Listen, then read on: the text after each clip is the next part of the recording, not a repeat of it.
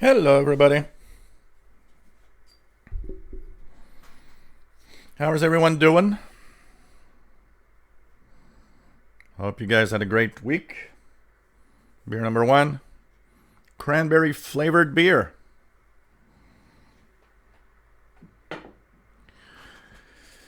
And let me just check if everything's all right. Looks good. Looks really good. Okay, here. Yep. Looks perfect.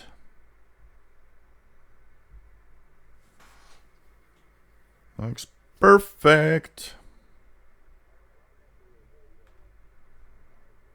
And here's the chat.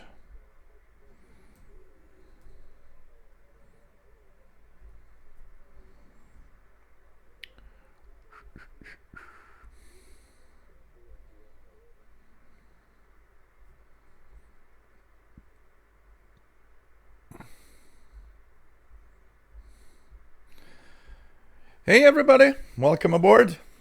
Welcome to the Friday edition of the Shortwave radio show. And of course, we are twice a week on this channel live for really radio geeks, honestly. We want to have a bunch of radio geeks here. Of course, this is a great place to be if you love radio, shortwave radio, medium wave, AM radio, FM, anything. You got a radio, you listen to it every day, you have your place here, I guess.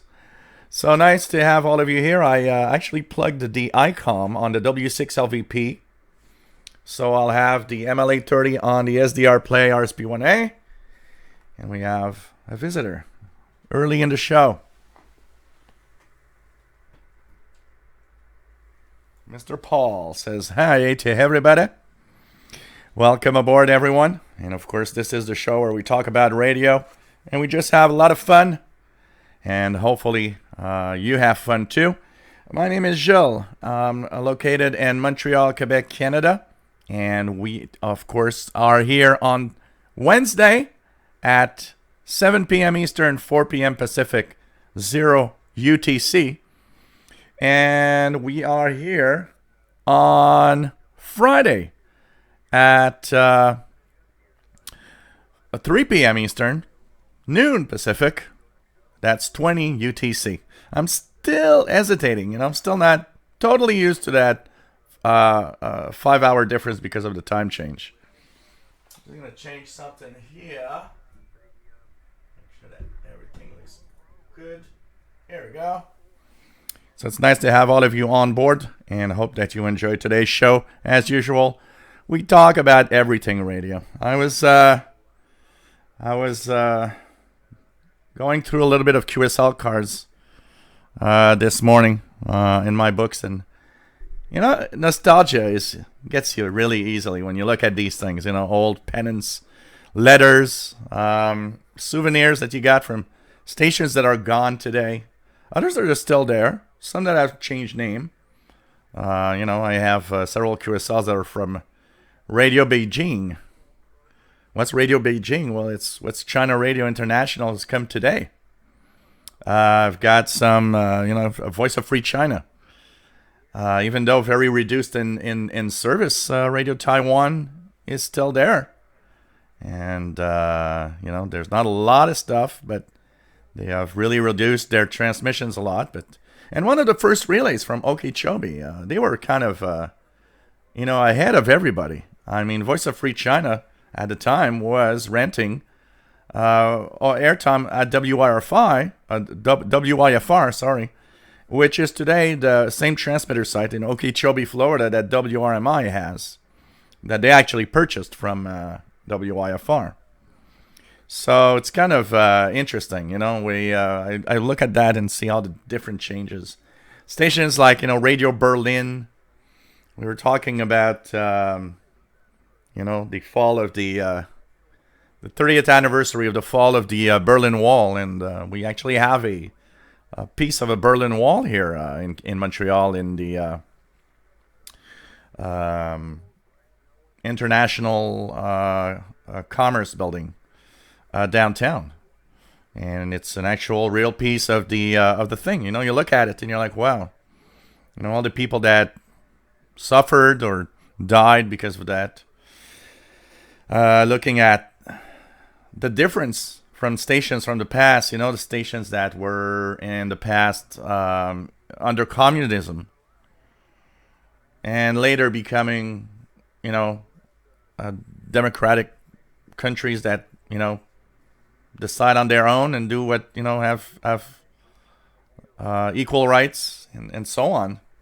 It's funny. You look at that and you're like, wow, the shortwave, actually the QSL cards, the letters, and even the stations represent the change of everything that happened politically and around the world.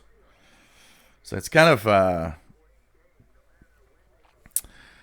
of interesting. You know, we have history happening on radio, and some of you that have been like me listening for, you know, 20, 30, and some of you more, you know, some of you are like 40 years of listening and more. I mean, you've got an history lesson in your radio stuff and your QSL cards and everything. It's just crazy when you think. So anyways, today we're going to, of course, tune demands and just have some fun tuning around and checking out what's available on the radio spectrum. Nothing fancy as usual. This is the really down-to-earth type of show where we talk about radio every week. And of course, Mr. Paul the Cat is here. So when you hear Paul, where's Paul? Or some of you still refer to him as DX. Well, this is Paul, a.k.a. DX, the Cat. And of course, he's here to say hi from time to time. You know, he was taking a nap and he heard me talk. And he decided that he wanted to come over. That's usually what happens. Of course, I'm having my standard beer. So this is a cranberry flavored FML beer. So cheers, everybody. Actually, very good. I'm not a big fan of, flavored beer, but that one is actually very good. So there's a beautiful chat room with wonderful people where you can join in. All you need is a Gmail account, because you need to have a Gmail account in order to be part of the chat room. And this, of course, enables you to chat with people, ask questions, follow along, you know, turn on your radio. Take the time to turn on your radio and follow us and try to tune whatever signal we're going to find on the radio today. Hopefully, you're going to have fun. And this is really to promote the hobby of radio listening. We are a bunch of people, and, we always say how radio has been very, very solitary for most of us through the years. And this is to kind of bring that out to everybody and have a bunch of great people join in and have fun together rather than all alone. It's like a big party. It's a radio party. And so if you're a radio geek in any way, come on. Join us and have fun with us. It's a cool place to be. With really good people, actually. This is a place where I think it's one of the most civilized and really nice, show and chat room.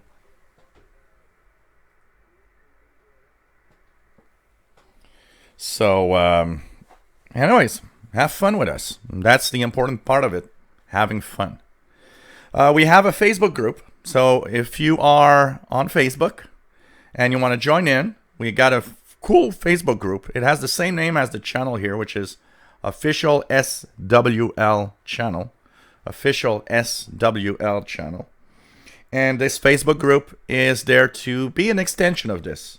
When you have live shows, we have the chat room and we share stuff. Well, when the live show stops, rather than having nowhere to go, you can go on the Facebook page, look at other people, what they're listening to, share pictures of your shack, your radios, anything radio related, and, share what you're listening to. Say, hey, I'm hearing this signal on this frequency. I wonder what it is. And, there's a nice interaction on the channel. just gonna change something that's messing me up. There we go. We're gonna put this like this. There's something that is just not right. I don't know what exactly. So, anyways, it's place to have fun, and hopefully, we will all have fun together on this radio show today. So, welcome aboard. Have fun. And that's all that's needed. Okay, we have Bobby Burgess from Morgan City, Louisiana, USA, WA5107 SWL. Tory Boy, nice to have you here. Fred Biscuit, nice to have you on board from the UK. Toby Allen from Norway, nice to have you here.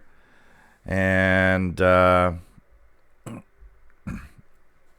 Amigo, nice to have you on board from Barcelona, Spain. Nice to have you here, Fred Biscuit. First time you're on. It's cool. Enjoy.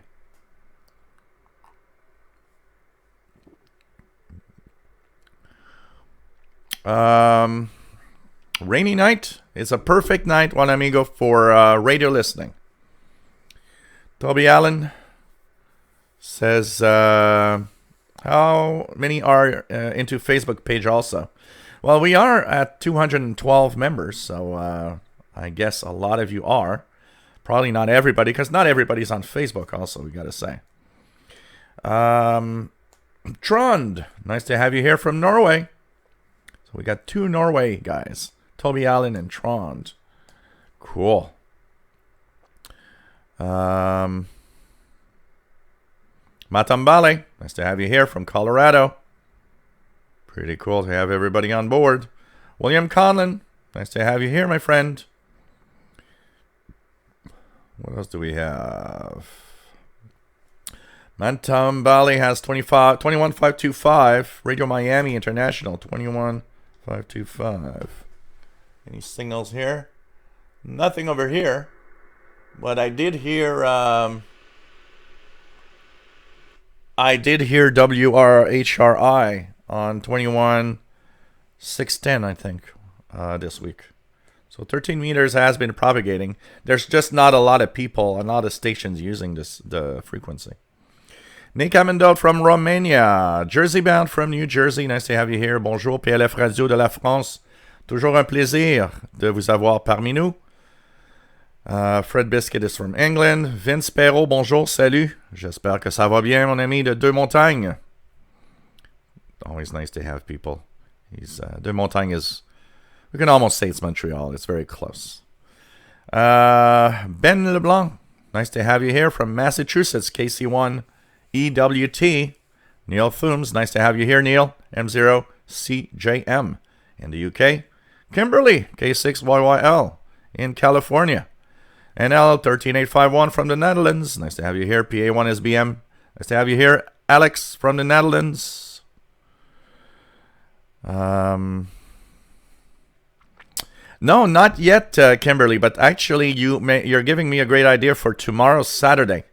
That black bean salsa soup. I have to do it. That's what I'm going to do tomorrow, Saturday. Sheldon Harvey, nice to have you here from Greenfield Park, Quebec. Nice to have you on board, my friend, from the southeast of Montreal. Of the Dawn, nice to have you here, my friend, from Alabama. We have John Engstrom from Sweden. Nice to have you here, John. Pretty cool. We got Nordic countries here. Sweden, Norway, Canada. We want more. Let's have Finland. Joe Rotman, nice to have you here. Call your Finnish friends and have them join. Not to mix up with finished friends that drank too much. Jill Naveau, nice to have you here, my friend. Carl, nice to have you on board. Donald Hosmer, nice to have you on board. I'm so old, I have QSLs from Radio Peking. Yeah, that's even before Radio Beijing. Because Radio Peking went into the late 70s, I believe. Early 80s. When I started listening, if I remember well, when I started listening in 1982, it was still Radio Peking. And then they changed to Radio Beijing. I don't remember when they did the change. Early 2000, I think they made the change to China Radio International. Kind of a rebranding of their shortwave service and a big extension of a shortwave service. When Radio Beijing transformed into China Radio International, they really extended the shortwave broadcasts everywhere using a lot of relays. Eddie SX, nice to have you on board. Fabio Farelli, nice to have you here, Fabio. Brian Penny, nice to have you on board from Cape Cod, Massachusetts. Matt, nice to have you here from Colorado. Jerry DX, nice to have you on board. Tech Guy, nice to have you on. Paul needs a beer. What else? FB Lassie, nice to have you on board from Oakland, California. Watching hiding from his managers. Now, don't get fired because you're watching Shortwave Show. You know, that would be one of the firsts. Well, you know, I got fired from my job because I was watching you all the time. Ron Hicks, KM4LDI. Nice to have you here, Ron. Daxpar74. Nice to have you on board. Samuel Peterson. Nice to have you on board from New Mexico. HNX Media, Eastern Woodlands of the USA. Nice to have you here. Pretty cool. Pretty cool. A lot of people in Europe, absolutely. We've got a lot of people from Europe. That's why I'll do a little more diversified stuff even on the Facebook group, because I want to... It's obvious that not all signals reaching North America are audible in Europe. The other way around, lots of you guys in Europe have signals that we don't hear in North America. So sometimes I'll be also using like an European SDR to tune around and share my stuff. So I think that's going to be fun because there's a lot of European guys out there. And it's really nice. 213 members now, says Nick Hammondut.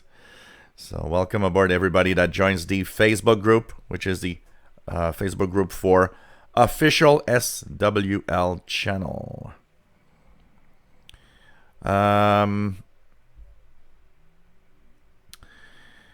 We have let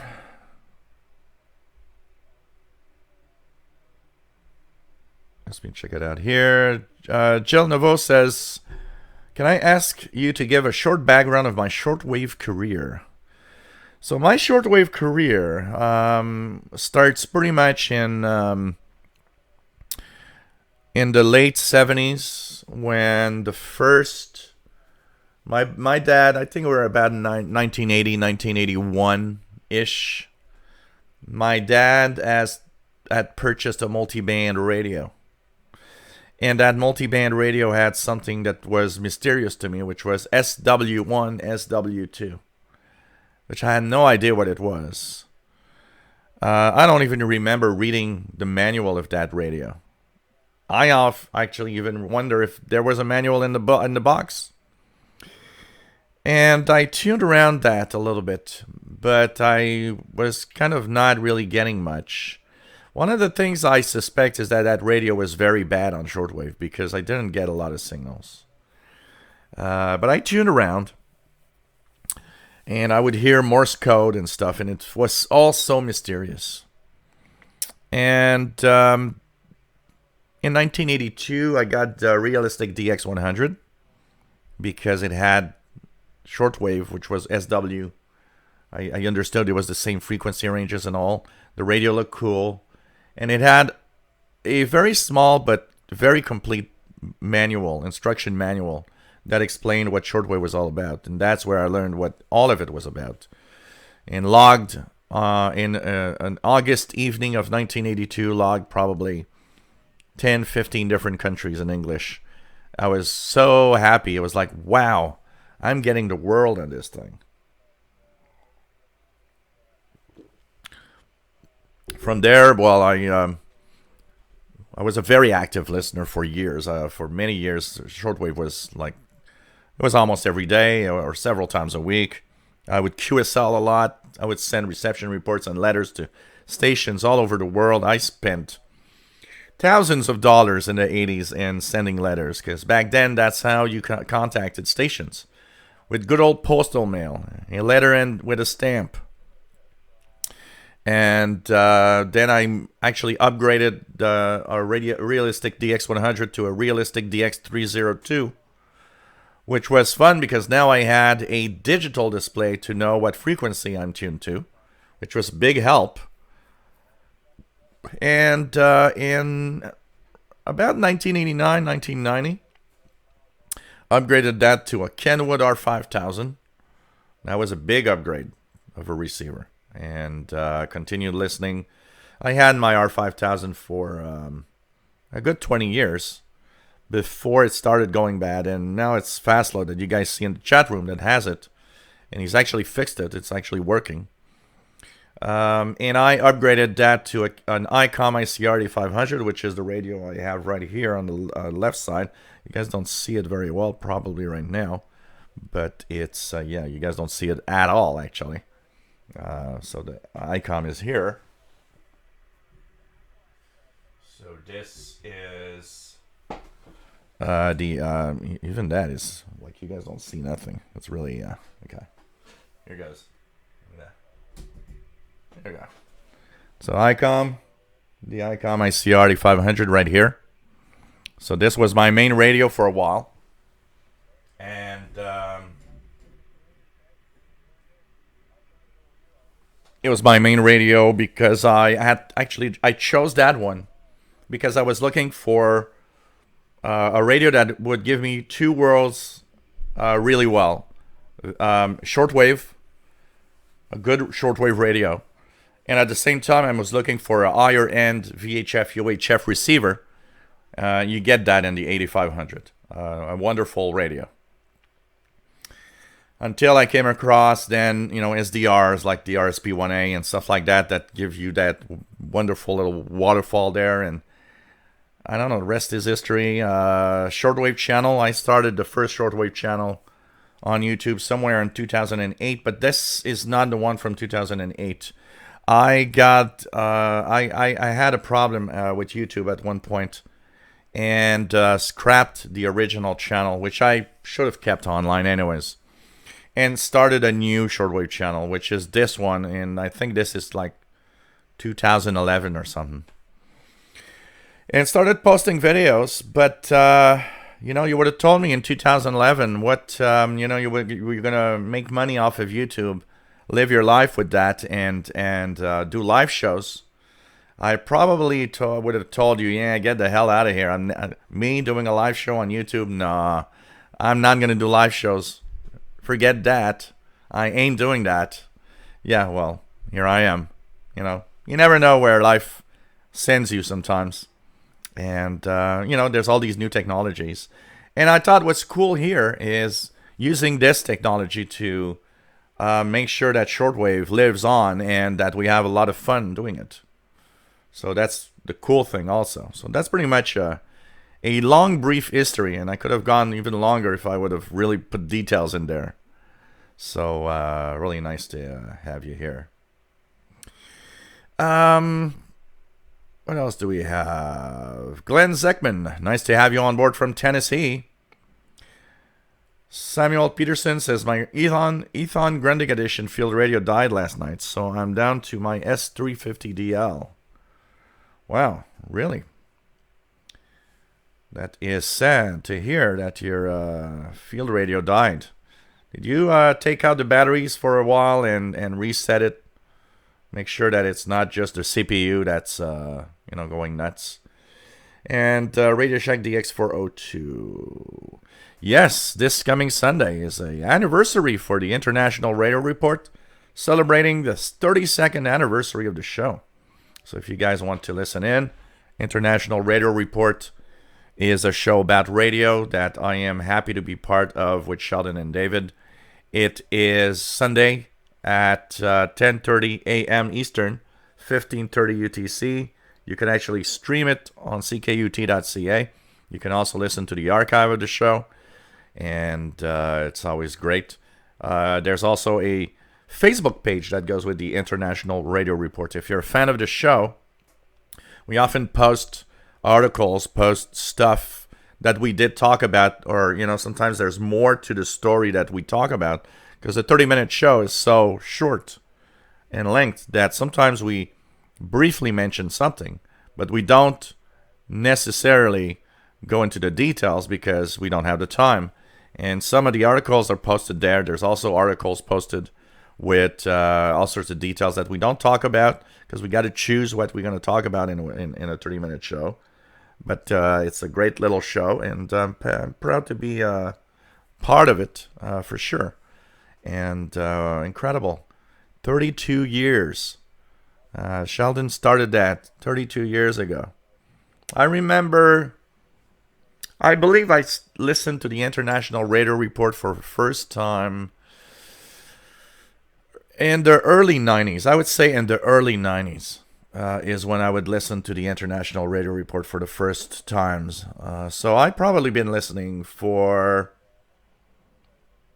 out of the 32 years, I've probably been listening for at least 25. At least 25, I would say. And it's been an off and on thing, because Sundays are Sundays. So depending on what I had to do, sometimes Sundays I was busy. It happened that I didn't listen to the show for months at a time. Then I'd get back into it and listen to it for months at a time, every week religiously. Now I have no choice because I'm part of it, so it's something that I'm part of every week. And I'm happy to be there. I've been there now for... I showed up for the first time at the 30th anniversary. That's when I showed up there for the first time. And I became pretty much regular about, 6 months later than that. So, a year and a half, roughly a year and a half now, that I've been on the show. Pretty cool.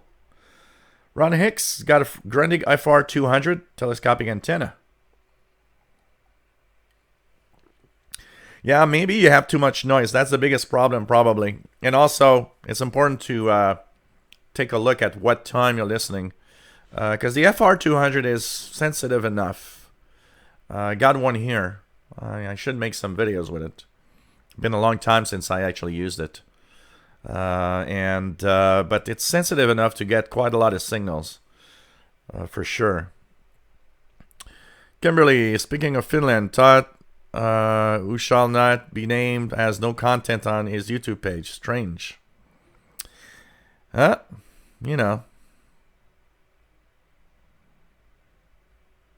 Interesting. Strange.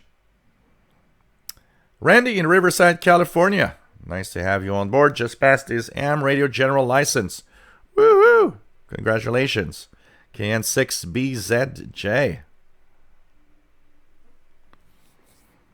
Yeah, see, China Radio China Radio International has a habit of sending a lot of stuff.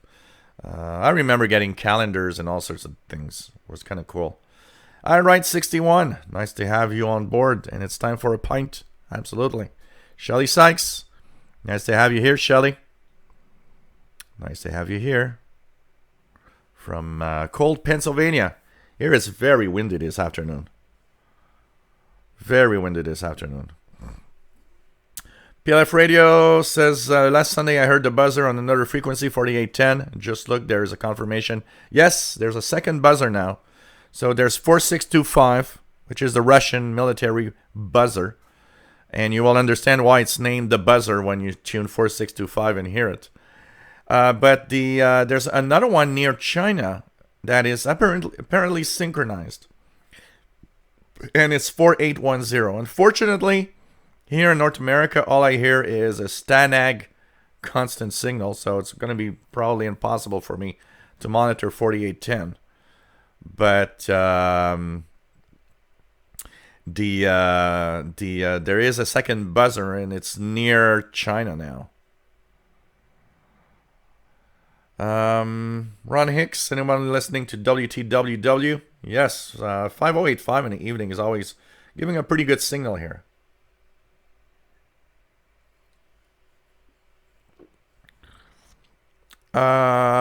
FB Lassie says he's top dog in seniority, so you're okay. Cool.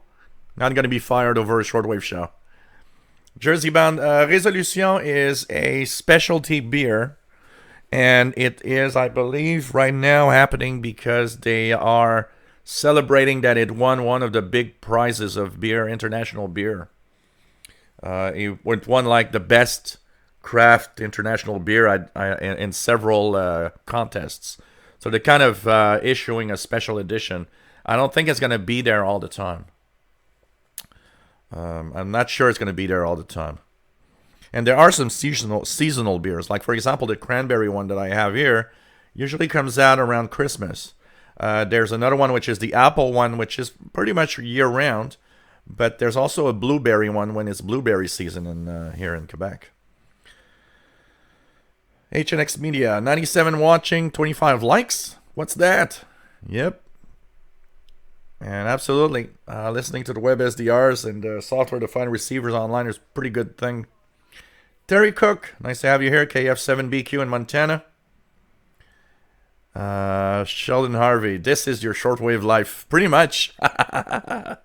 This is my shortwave life. Absolutely. Pretty much.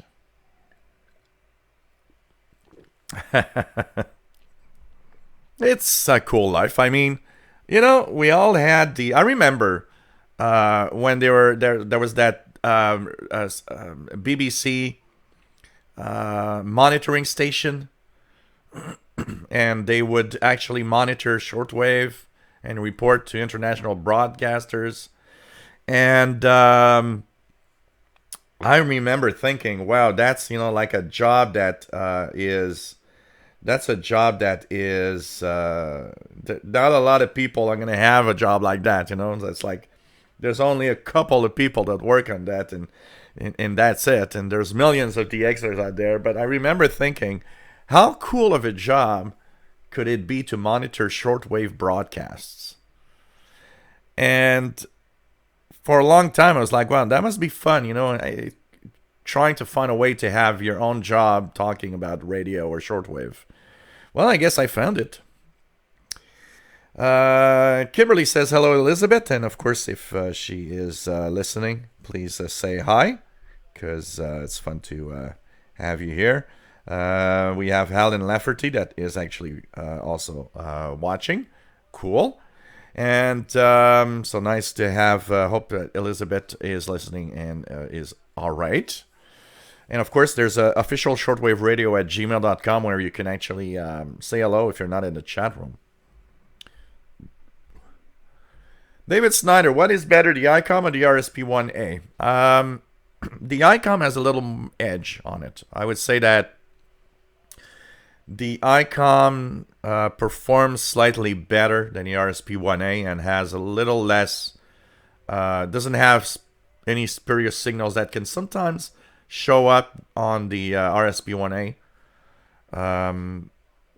But in the VHF, UHF range, when I listen to satellites, I notice that the satellites are actually better, easier to tune and are a little stronger on my ICOM than they are on the RSP-1A.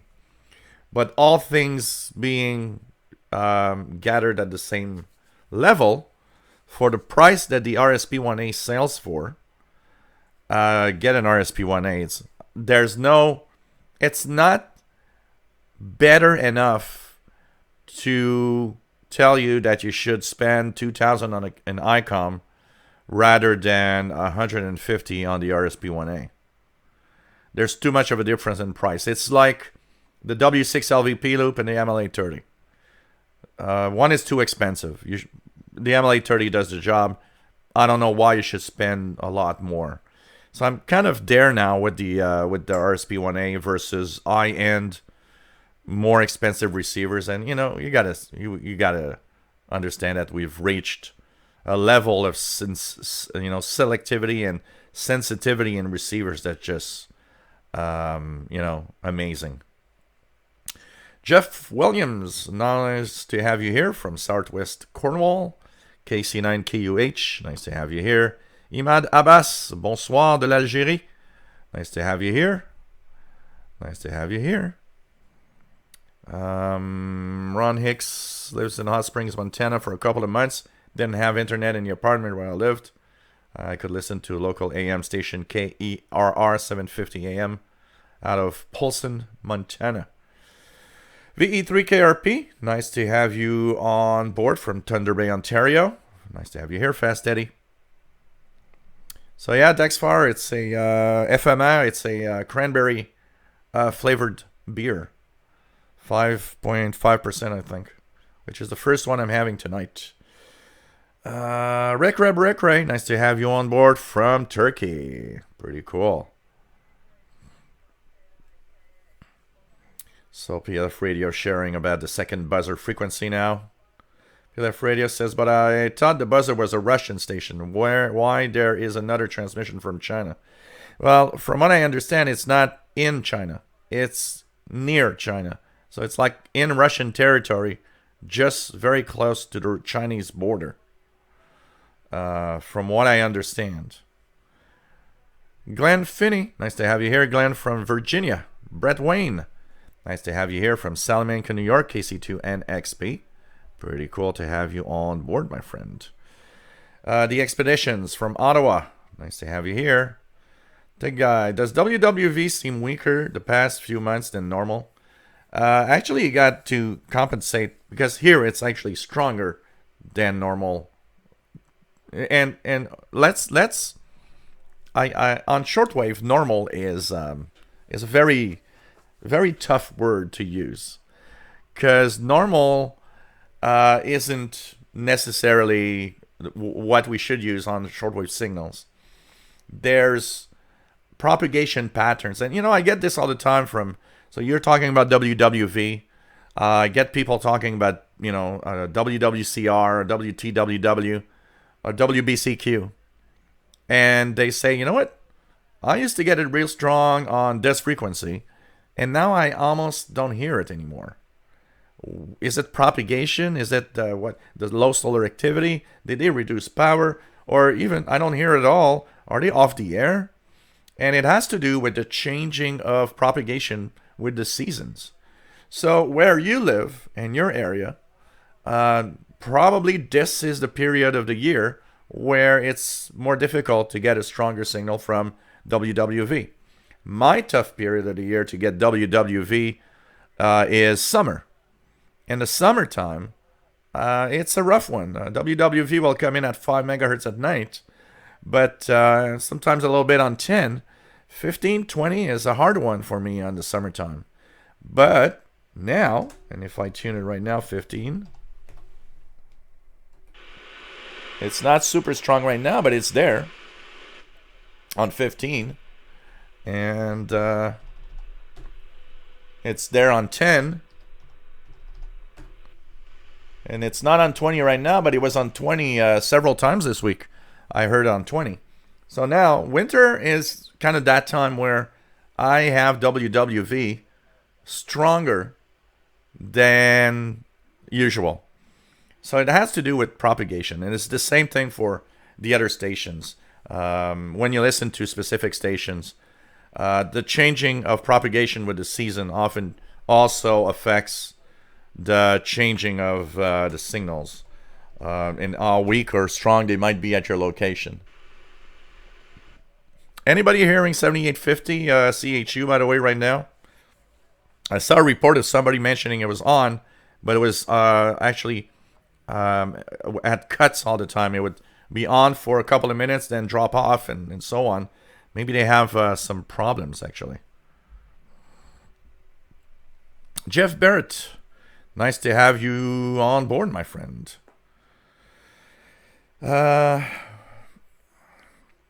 Near Chengdu in China, well, I guess they got a... okay, PLF Radio. Well, I guess they got a deal with the Chinese government for a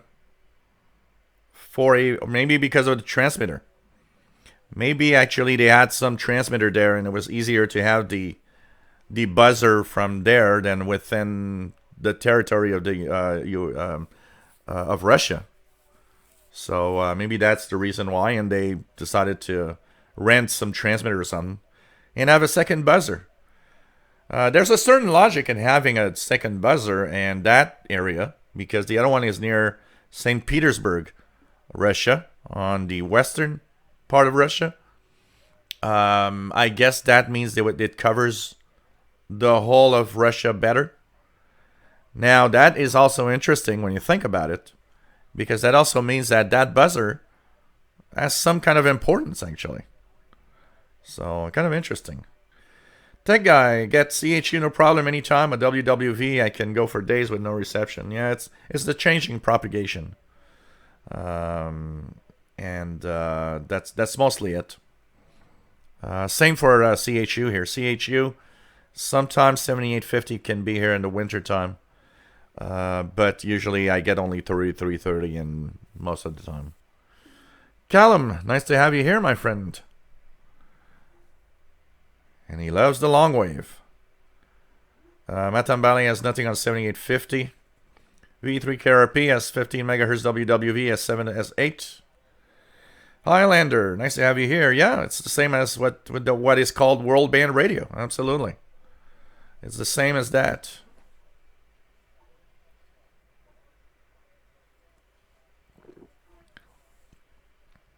Matambali has 14670 CHU, pretty good S9. Ron Deming getting both WWV and WWVH in the Oregon coast on 10 megahertz. Yeah, the buzzer, it's kind of interesting to have the two frequencies now. Does anybody hear WWV and or CHU in Europe? Yeah, I often see reports of people hearing. I see a lot of reports of people hearing CHU. A lot of people. I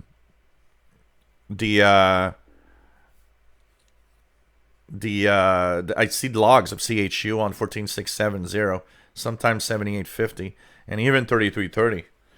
WWV being further into the west of North America, it's a bigger challenge, but I hear people getting WWV from time to time. So,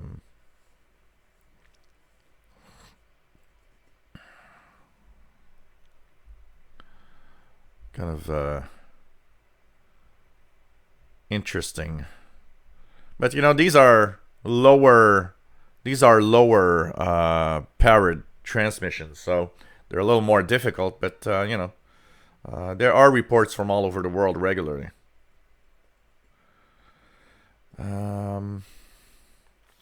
Jerry says, if shortwave isn't nice to me, I always have my two buddies, VHF and UHF. I do different things. If shortwave isn't nice, I might even go down to medium wave and try to DX the AM band.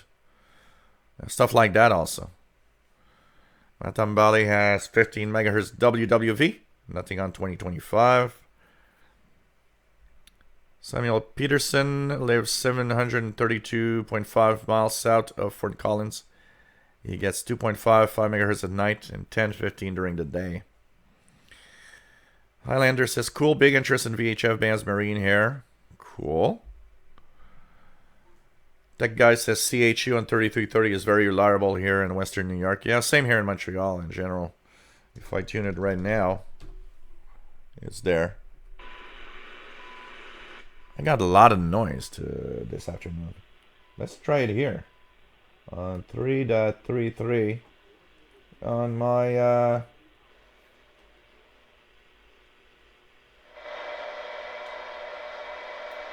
It's a very difficult listening. Wow, there's these interferences, fierce, crazy. I've got some really crazy interference right now. This is weird. There's definitely something happening right now. I don't have that noise usually.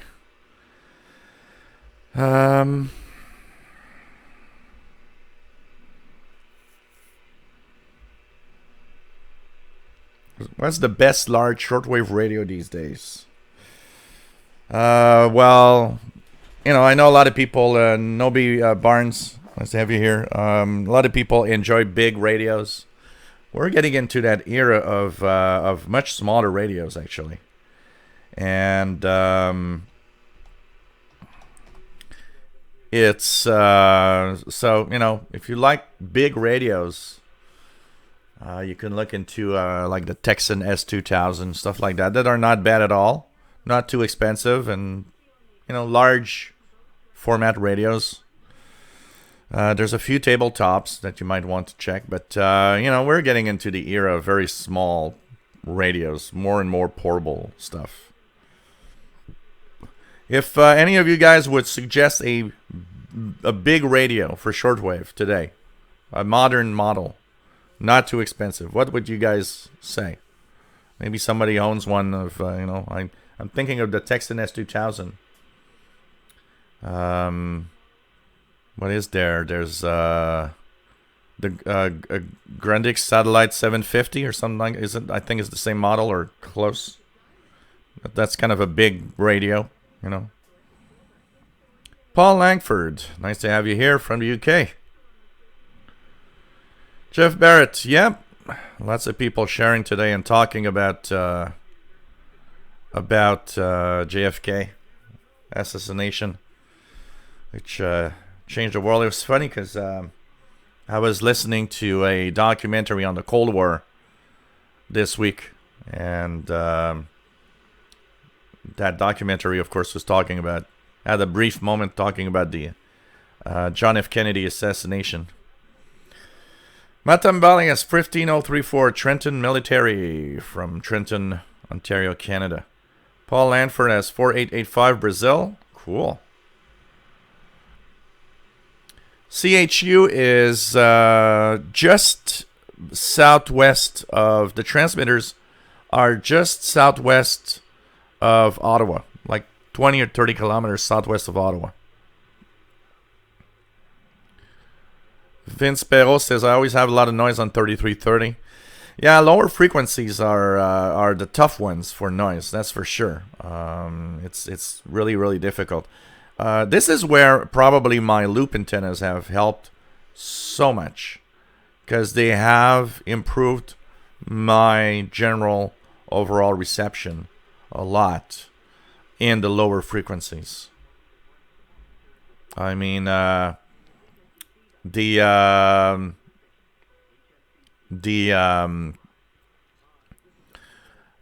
I had the sloper in the backyard only, 3330 was a tough one. It was a very tough one. It was there in the noise all the time. With the loop, it's super strong a lot of the times.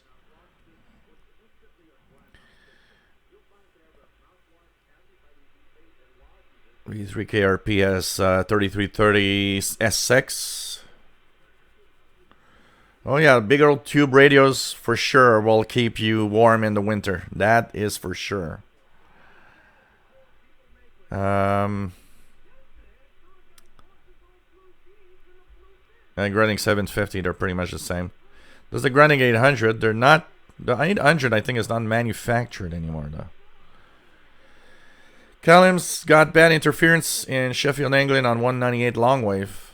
It is best outside, away from the noise. Yeah, that's the biggest problem with long wave and medium wave. The fact that there's a lot of noise in the lower frequencies. That's for sure.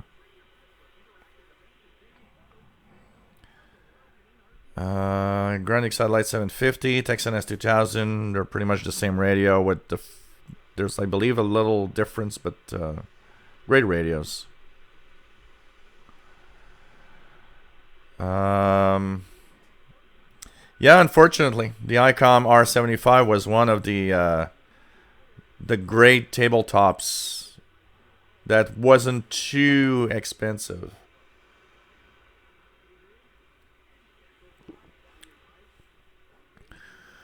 Of the Dawn, David KJ4CMY, nice to have you here.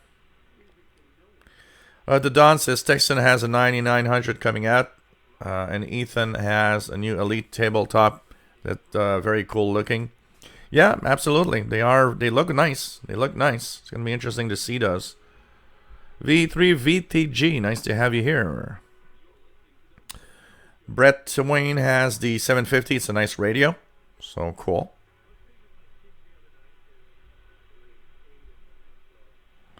So that's the difference. The satellite 750 and the S2000.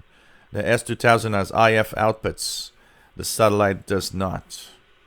It's weird, because they are technically pretty much the same radio. I don't get it that they made that difference, you know. Take guy, tropical bands are noisier. David Martin, nice to have you here. When I see lots of noise across a band, if I rotate the MLA 90 degrees, it often reduces it or changes it at least. Yeah. You know, the here I leave the antennas at a specific the way they are, because I have positioned them in different directions and rotating them, and I am getting just the best reception really if I just leave it alone like this, with the orientation of the loop being southwest northeast. So it's okay. If I turn it, I kind of degrade everything. It seems that the noise, I get so much noise that it kind of degrades everything. Fishkoff, nice to have you on board. Well, you know, Fishkoff, there has to be one at least.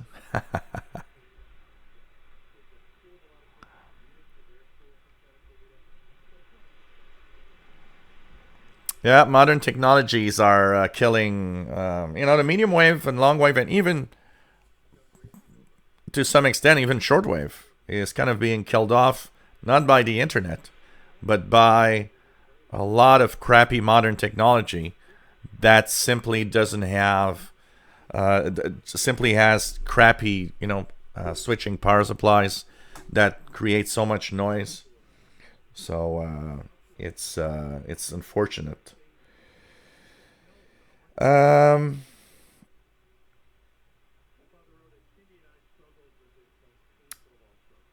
me just check it out. So we have Elizabeth saying hello. She says that she always finds it cool, that she feels so welcome here, and it's a great way of meeting friends online. So it's really cool. Tech guy, tube heat is great, and the smell of it. When you turn it on after a while, when you haven't used it in a long time, that smell of burning, dust or something.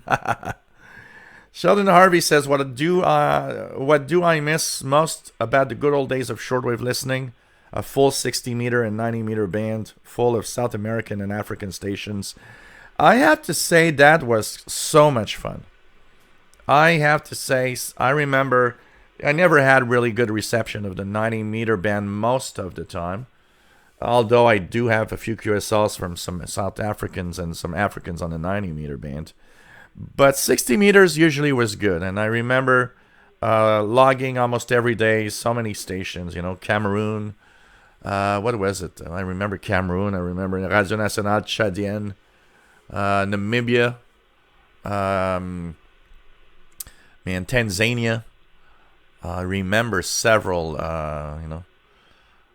station I would listen to regularly that I kind of enjoyed some of the programming sometimes because it was in French, was Africa Numéro 1, from Gabon. They were really packing a good signal into North America. Africa Numéro 1 in Gabon, I remember that. I remember listening to Voice of Nigeria on, almost daily on I think it was 7255 with amazingly good signal. I remember listening, wow, there's so many, I'm trying to,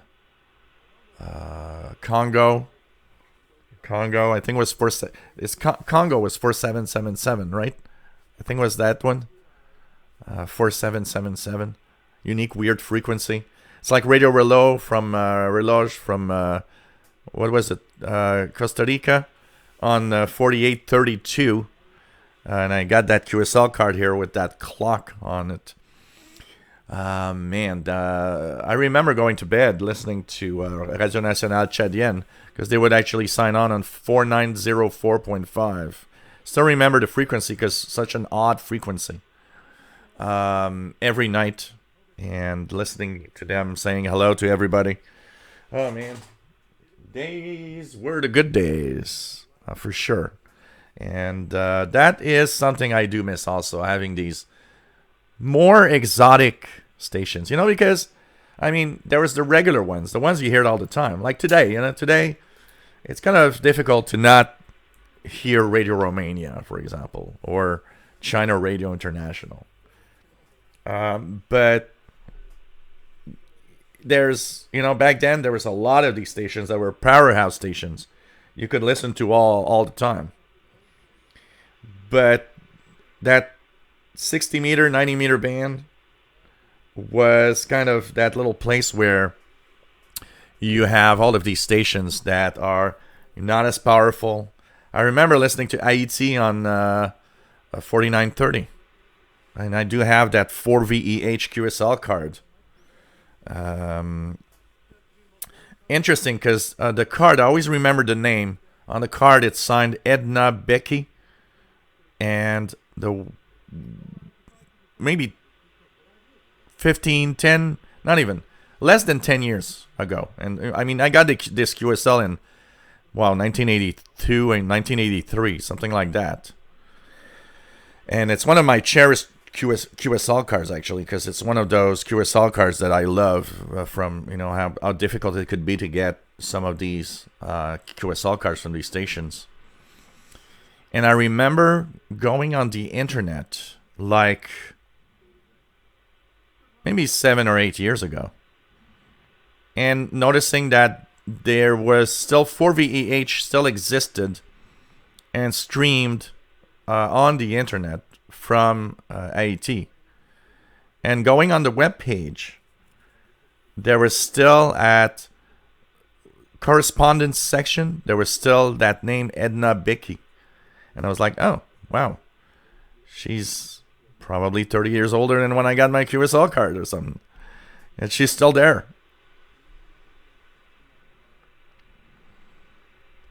PLF radio. Tube radios eats a lot. Yeah, because tube radios have the tubes have a filament in it. So that's why they glow in the dark pretty much, because each tube, the way the electronics work, is that the heating of the tube helped it create whatever, surrounding of electrons within the tube that was needed for these tubes to do their jobs.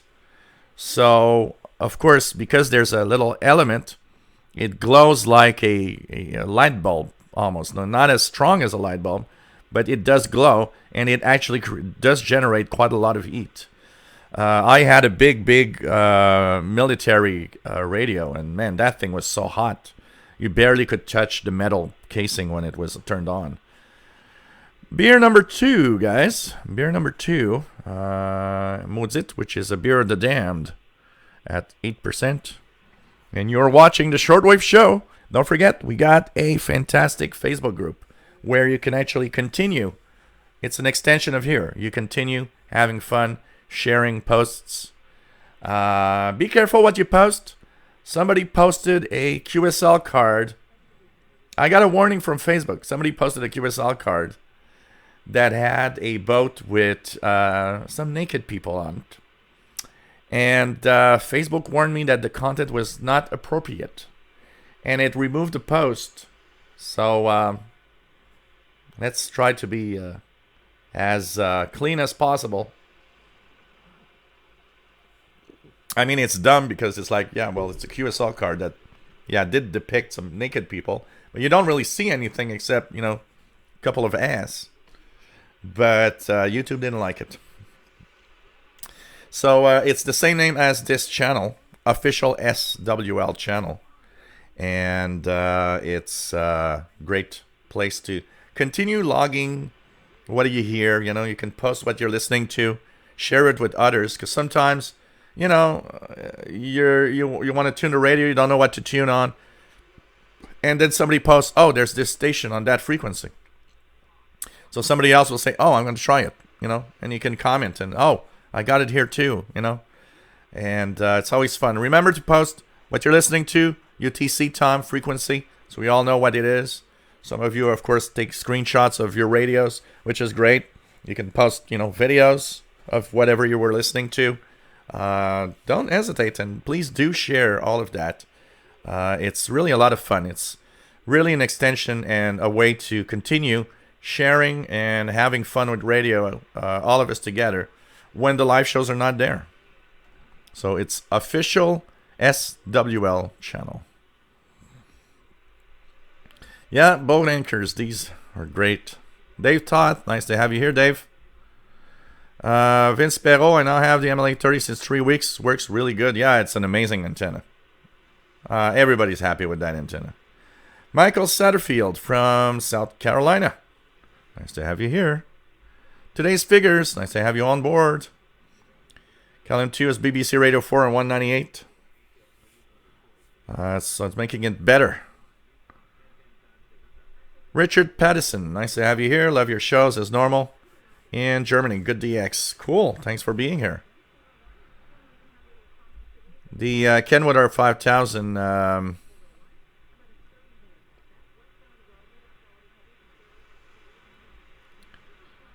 is a nice rig, absolutely. Yeah, I did have the key bounce at one point, but you can clean the keypad and have it, come back to normal. I had the famous dots problem where the RF board, the PLL, unlocks because the gooey substance they put on the circuit actually mixes in with humidity over years and becomes acidic. Iman Abbas says the RF 2200, nice one, but it is analog. Yeah, older radios, and I often say, you don't necessarily need to have one of those modern ones. You can actually have, a good old big, clunky old receiver that works well. The Expeditions, CHU transmitter, approximately 14 kilometers from downtown Ottawa, 6 kilometers from his home. Yeah, it's to the southwest of Ottawa, if I remember well. I think it's from the technical stuff. Matt says, interesting. Someone just posted that a new HF Pirate will be on the air Thanksgiving night and even has a Facebook page. Wow.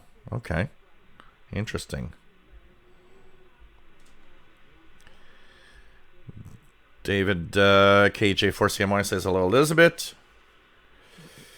Matt, Yeah Man Radio being reported East Coast 6925. Let's check that out. 6925.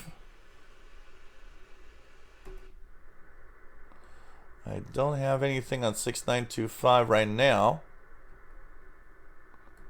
6925. I'm going to keep it there just to see if I hear something.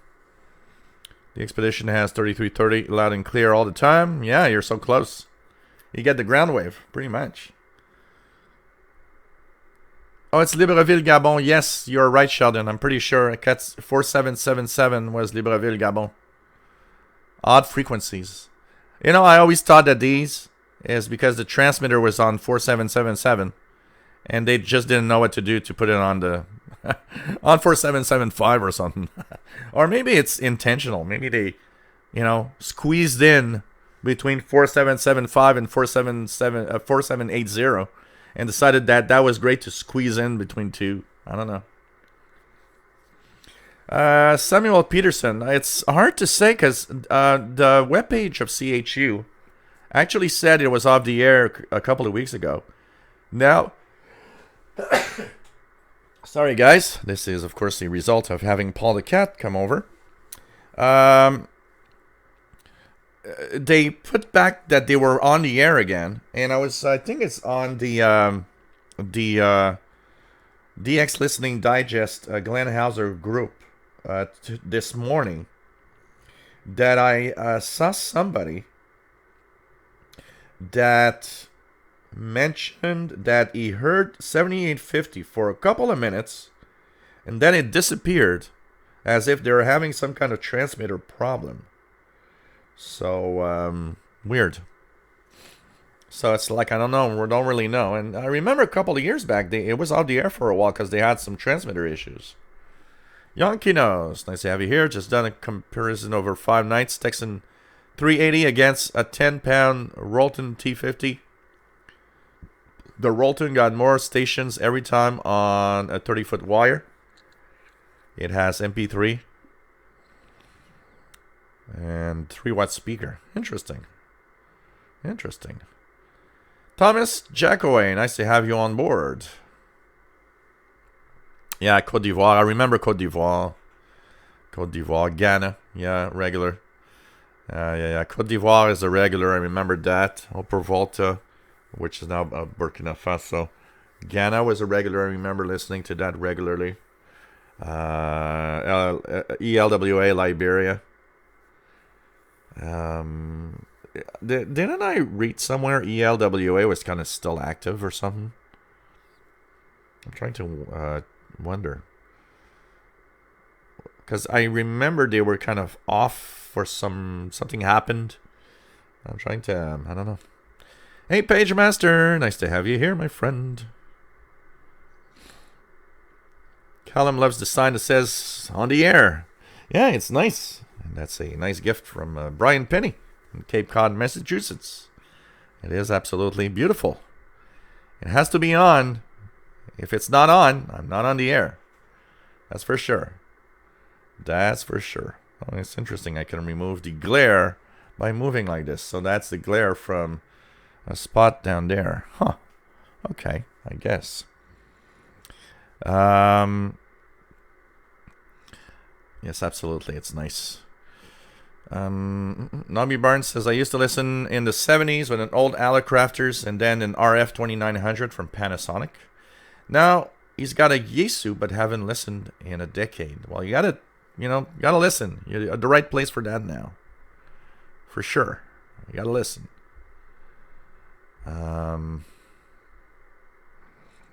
That guy says, Brother Stair rivals China Radio some nights. Dave Todd had an Alpha Delta shortwave sloper up back in the 80s, 90s. Was good on the tropical bands. Or maybe it was just the conditions.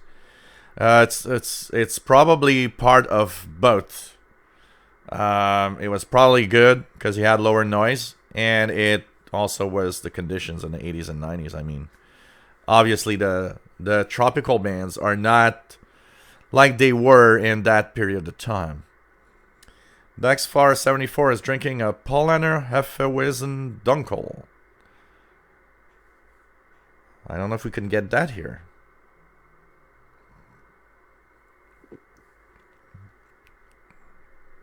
What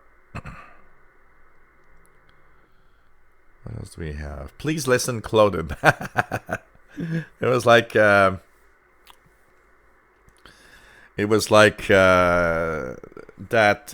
show that I did live like a year ago, and somebody started saying in the chat room, you know what? I bet you Gilles isn't wearing pants when he's doing his live shows because we never see below, a certain level.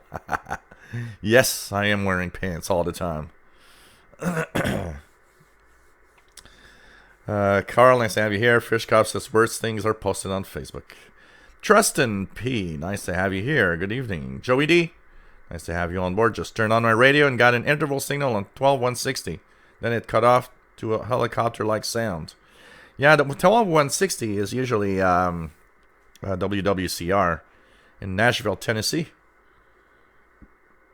Mad Boy, nice to have you here, my friend. Nice to have you here. Nobby Barnes, what radios are you guys using? Well, here I have the what you see on the screen there is a little black box called the SDR Play RSP1A. It's a software-defined receiver, so you plug it on the computer. I also have the good old trusty ICOM ICR 8500 here. And of course, I have a lot of portable radios that I use all the time. Still one of my favorites. Somebody was asking me this week, is the if you had one choice of portable, is the XH Data D808 still your favorite? Totally. If you have one portable to buy the XH Data D808. It's just an amazing portable. Kevin Wood, nice to have you here in Nova Scotia. Joey D has Two radios are my Grundig Satellite 750 and a Zenith Transoceanic D7000. Cool. Mad Boy can't get the buzzer, too much noise. Let's try it out here just for the fun of it. 2625.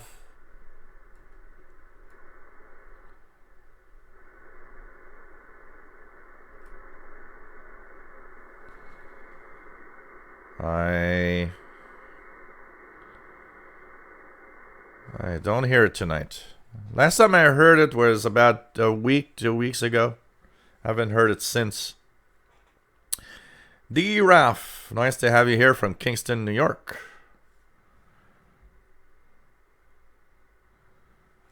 Rodney Crowley, nice to have you here from Missouri. How good of a radio is the Texan PL 380?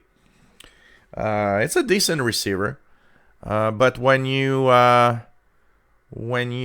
compare it to like for example the RadioWow, I compare it a lot to the RadioWow R108. It is not as sensitive as a radio like the RadioWow, so it probably isn't as sensitive. It's still a nice radio, but RadioWow R108 is actually better and pretty much in the same price range.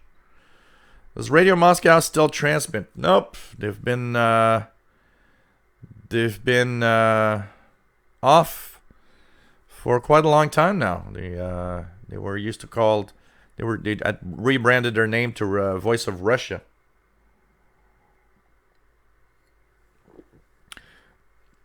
On the internet, it has somewhat of a semblance of Radio Moscow, which is Radio Sputnik.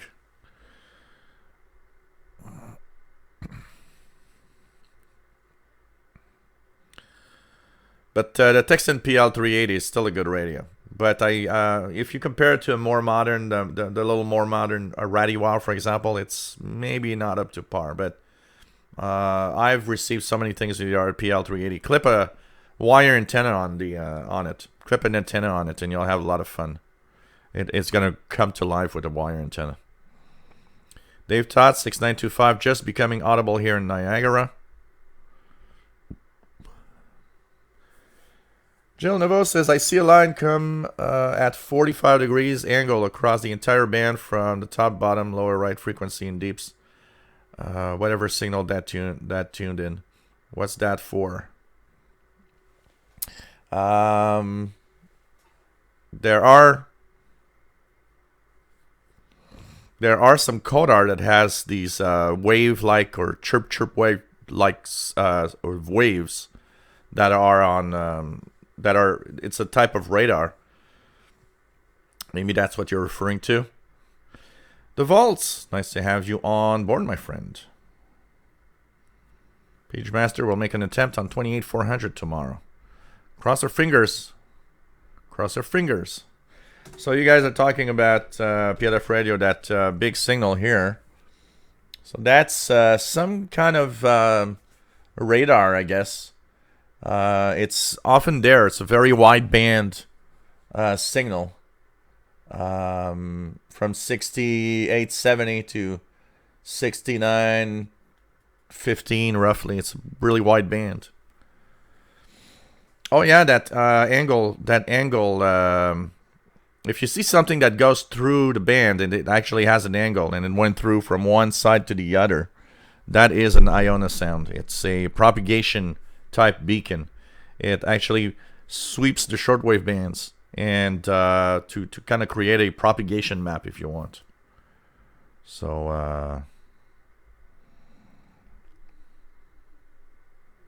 I'm hearing something on 6925.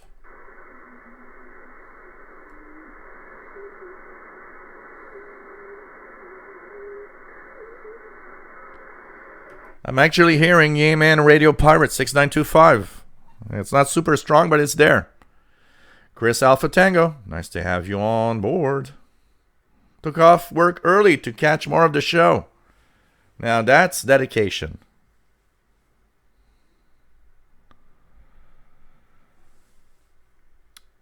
The PL880 better than the XH data? I don't know, but I've seen a lot of people testing it. I've seen a few videos, actually, people testing it. and say the XH data beats pretty much every portable. But that is others' opinion. Since I don't have the 880, I can't do my own tests on it. But that said, the PL880 is a great radio. They've thought broadband 6880, 6920 is a pain. Yeah, it's been there regularly. Absolutely. Can you tell me more about what that computer radio you have is? I have no idea what it is. Yeah, the SDR Play RSP1A. Because SDR Play is a manufacturer of what we call software-defined receivers. So it's a radio. Okay, the basics of it, it's a radio. But it's a radio that actually plugs into a computer for the controls. So that's what you see here. What is nice is that you have a visual of all the signals in the waterfall. And you can actually, in this one, for example, I can actually see 10 megahertz of range at one time in every signal in there. So what's nice is the visual aspect of it makes me sometimes see signals that I can actually click and tune, and I can, I would not have known they existed if it wasn't for that waterfall showing me the signals visually. So it is controlled by the receiver. It does have a lot of features because the computer software running it has a lot of possibilities. And but it's a real radio. A lot of people think, SDRs aren't real radios, or no, it's a real radio. It's just that you need a computer to control it. It's not for everyone. Not everybody likes using a computer to run a radio, but it's an amazing radio. And there's a SDR Play. There's a lot of SDRs out there. There's the SDR Play devices. There's AirSpy devices. There's RTL SDR related devices of all sorts. There's tons of SDRs out there. Not all equal. You got to be careful which one you choose. Some are crappy. Some are better. Ofri Avizov. Nice to have you on board from Israel. Have you ever catch radio from Israel? Yeah, absolutely. We called Israel in the past. Was there. I remember the Galei Zahal station also that I have a QSL card. I don't know if it's going to be there. 6607 usually is. Yeah, it's there. 6607. There's a Morse code signal right now. It's not very strong. But 4XZ is received right now on 6607 CW. Or if you don't have CW, 6606 upper sideband.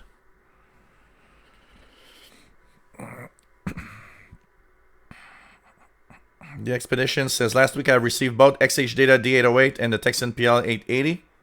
Have you started making tests to see which one is better, the Expeditions? Make videos?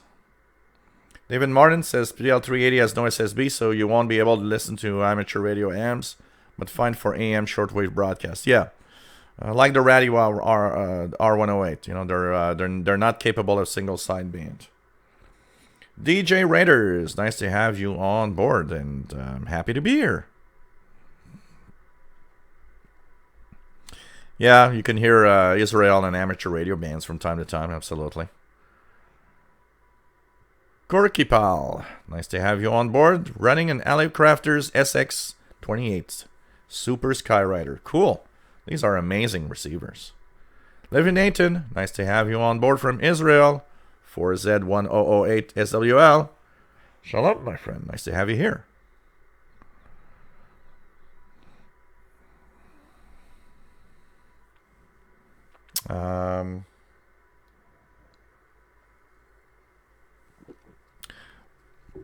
Yeah, like Matt says, you don't have to physically connect the audio from a computer to the other. I use, so you can use a virtual audio cable for that. I use the stereo mix virtualization of audio within Windows here, and it works great.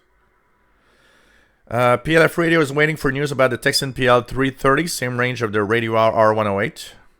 That's going to be interesting. You know, the new Texan receivers will technically should have more modern technology in it. It's going to be interesting to compare and see what these are capable of. For sure, PLF Radio. Bob, nice to have you on board from Northeast Ohio. Hooked up his MLA30, upstairs bedroom indoors window. A couple of days ago, I need to experiment with it more. It is hooked to my SDR play. Any advice for using this? You know, it's mostly, remember, it's directional, so, you know, positioning it, rotating it correctly will surely help you out here. And make sure that, you know, you put it somewhere where it's the least noisy possible spot for listening, honestly.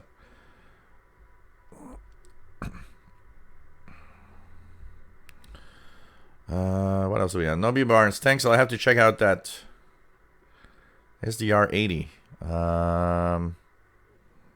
It's like SDR Play or things like that. SDR Play.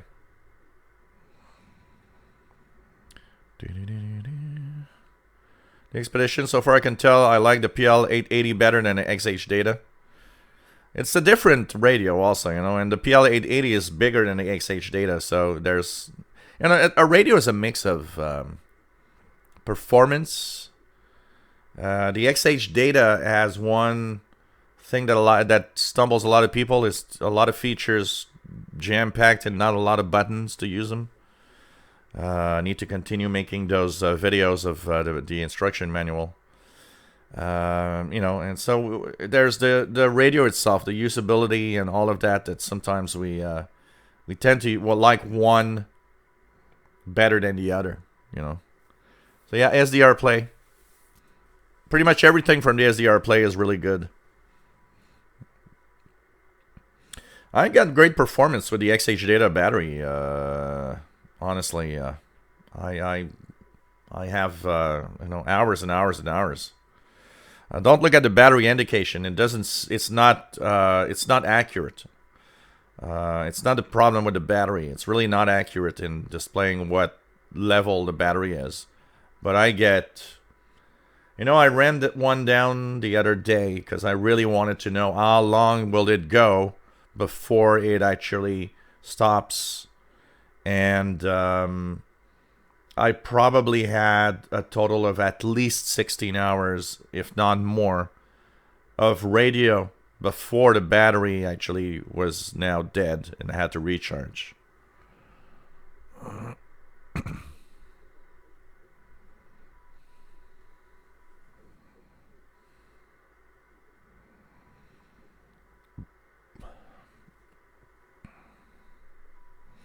PageMaster says SDR is a spectrum analyzer to me. I love it. Yeah, absolutely.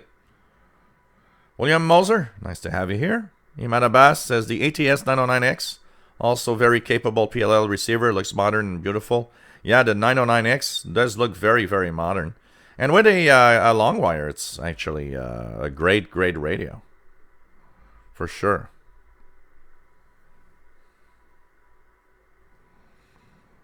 So, apart from some utilities, Levi Nathan, like 4XZ from Israel right now, that I'm listening, and some amateur radio, there's no more official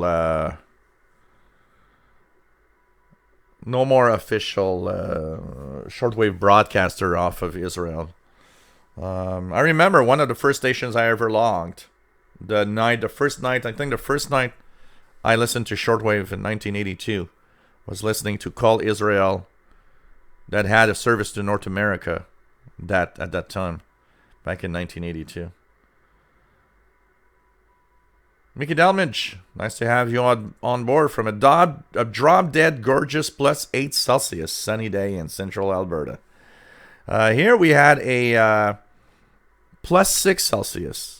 But it's more of a grayish, rainy, and now almost snowy day in Montreal. And very windy. Matt has Radio Guinea, weak but copyable on 9650. Let's check it out. It's actually... It's actually surprisingly good in Montreal. Radio Guinea is actually very good, 9650. Kind of the best copy I've had in a long time. With strong enough audio to actually listen to something. Radio Guinea 9650, guys, try that.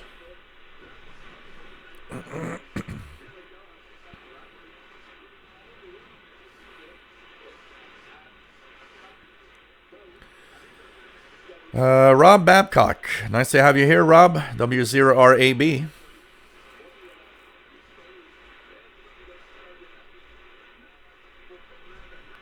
Yeah, they're using the same battery. That's true. They're using the same battery. I didn't think about that. The Expeditions. The 18650. That's the battery number. Rodolpha 65. Nice to have you here. From New York City. PF radio and the Texan PL310 will have LSB USB separate. 330, sorry. Oh, that's cool. That's cool.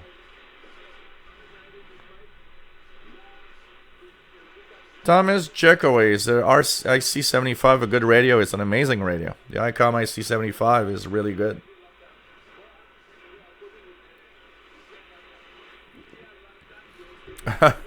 Bobby Barnes used to have a 900-foot long wire, which is almost, well, at 900 foot it's a beverage, until a moose walked through it. That's not something I had to worry too much here in Montreal, having moose through the... Here in Montreal, it's mostly a grumpy neighbor that I had to worry about. Well, that's weird, because I have I don't have that problem. I will sometimes leave my XH data off for a week, and the radio still is running well with the battery left in it. For sure. That's weird. Make sure you're not putting it somewhere where the light turns on and stays on. That could drain.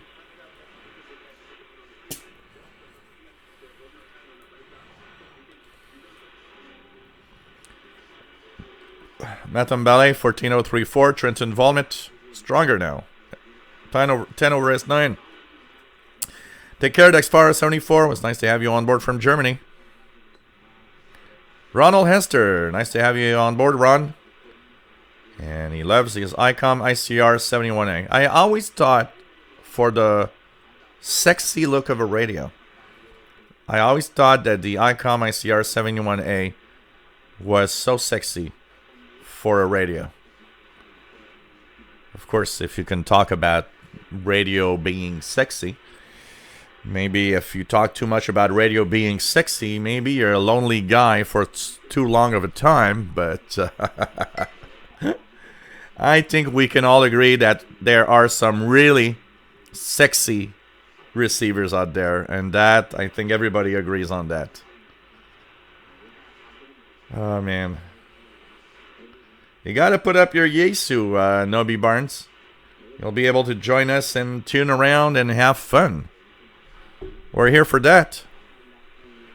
Yeah, the Reticus V115, which is exactly the same thing as the Tivdio V115.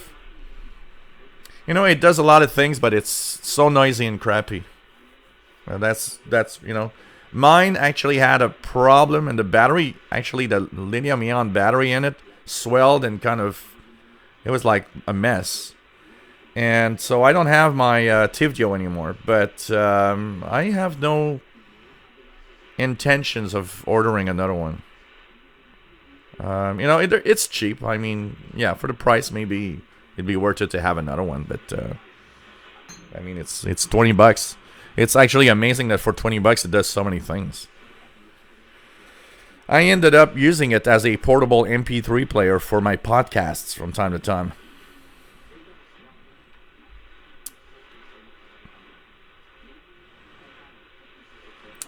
Scott Cranston, nice to have you here from Massachusetts.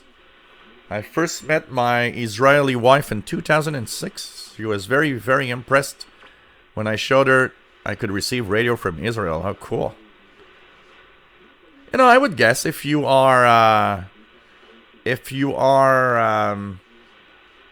meet someone, that special someone that comes from, another country, and you can actually, show that person, hey, I can hear station from where you come from. It's kind of cool, I'm trying to remember. There's somebody that I had met a couple of years back that came from, man, who was that person? I'm going to try to remember. But I remember that person asking me if I could receive, because I would, he hadn't noticed. It was at the karaoke bar I went to. He had noticed that I had a channel that talked about shortwave radio and international radio. And where did he come from? I remember he asked me, do you hear broadcasts from that place? And I said, yeah, regularly. We had done like a meetup so I could show him, but it never happened after a while. He kind of one of those people that disappears from view and you don't know what happens to them. Matt says, excellent. What you were saying about seasonal catches, Radio Guinea is better here in the winter than summer for sure. Yep, there is that. That's why every season has its time where every season, every year has its season, its moment for specific broadcasts. For me, I still have that. Radio New Zealand is a summer thing, except early in the morning where I can hear it even in the winter. But in the evening, local evening here, Radio New Zealand is a summer thing. So for me, Radio New Zealand and summer goes together. Dave Todd says 30 plus years with ICOM receivers hooked the MLA 30 to the R71A. The other day, it's back on the SDR play. Missed the waterfall. I think that's probably what is the most appealing, because remove the waterfall, I would be back on my ICOM. Remove the waterfall, I'd be back on my ICOM. But the waterfall is extremely appealing, and it is nice to be able to view what's popping up on signals everywhere. Well, that wasn't a long time. Brett Wayne played with his 880 22 hours before it went dead. That was long. You mean with the battery? Not the radio was dead, but the battery died for after 22 hours of use. Daniel Teagarden, nice to have you on board from Palm Springs, California.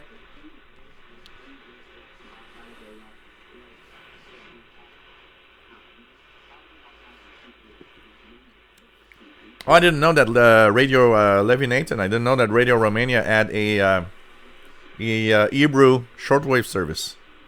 Oh, that's interesting. Nobby Barnes today. You know what? You don't need to know that much about antennas. You buy a ML830 loop antenna, and you're good to go.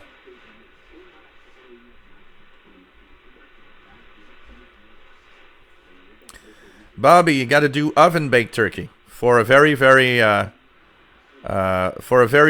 two very important reasons. One, it's better for your health than the fried one.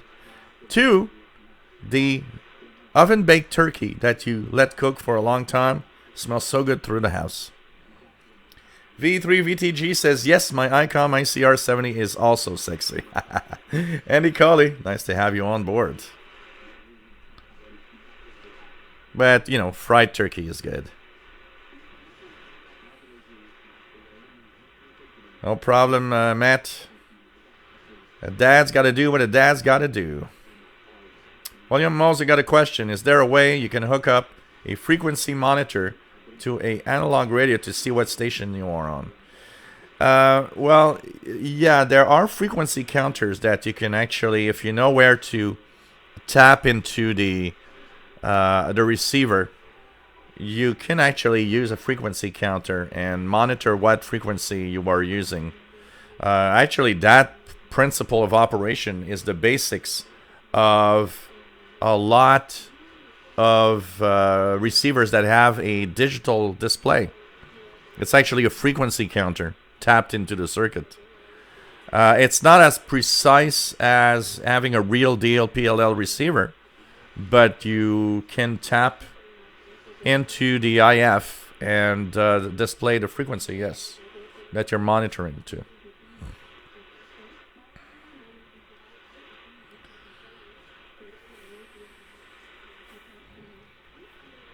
Nami Barnes is Avalon Peninsula, Newfoundland. Cool. Yeah, the MLE30 is a great and just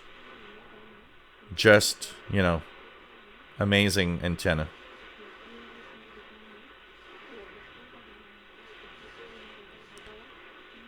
Joey Breadwayne, yeah, the battery. At first, I thought the radio died after 22 hours. I was like, well, that's a bummer. And then I realized it's not. No, he's talking about the battery, not the radio. So the original 18650 from Texan. And by the way, guys, I will just mention one thing. I got here 3 different types of 18650 that I ordered. So the original one from Texan, and I've got 2 of them that are rated way too high. Chinese overrated batteries. But I wanted to have some extras, just to have, never have to worry about batteries. So my XH data can be powered for the next, month, probably, and even more, with all the 18650 I got here. So, I wanted to have something like that because I thought if I ever go camping or ever go somewhere where there's no power for a long time, if I go to the expedition and I need to run that for a while, what happened is I wanted to have, make sure that I could have the radio running for a long time. Now, the original battery in it is actually very good, and I get a lot of time running it. So, sorry guys, just going to lower this, but Radio Guinea coming in, 9650. So,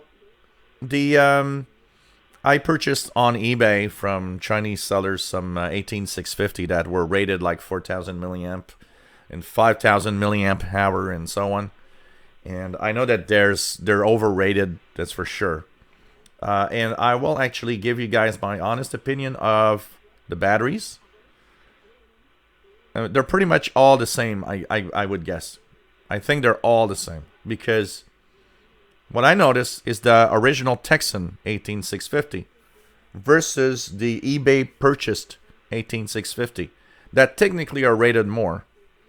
I get from the eBay purchased batteries pretty much the same length of time of battery usage. Not more, not less. So they seem to be all pretty much equal.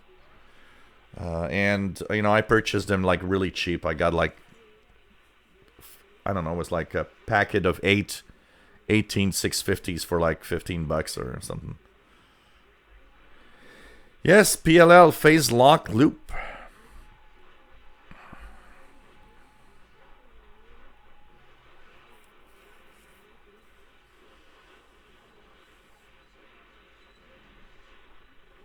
David Martin, fried turkey's craze conspiracy.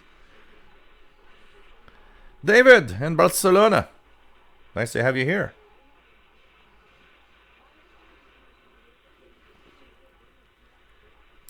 Yep, that's true. Brian Penny has it there with oven baked only.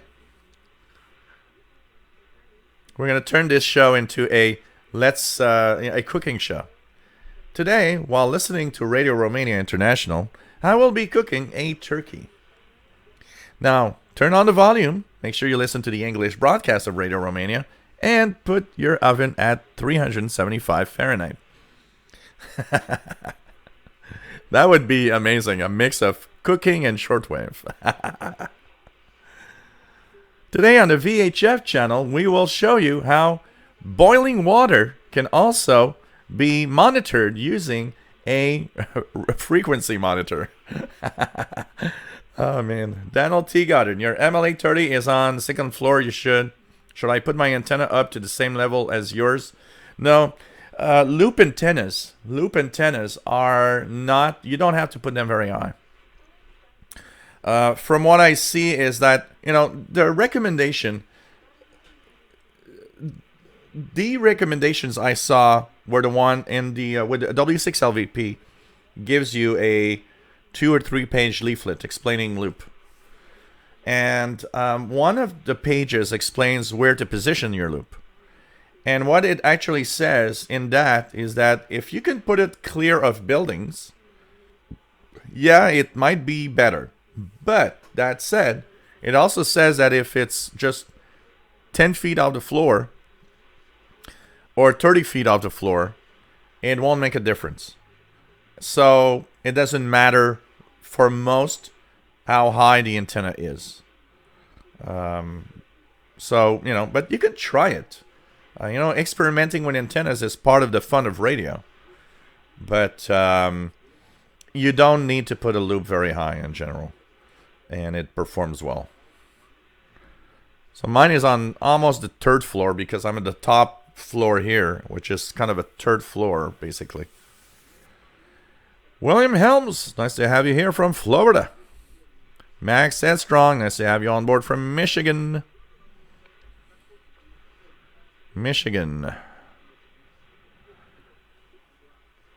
John Nuts.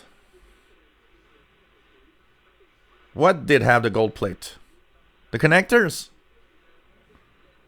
Try 11720. Yeah, it's Voice of America, William.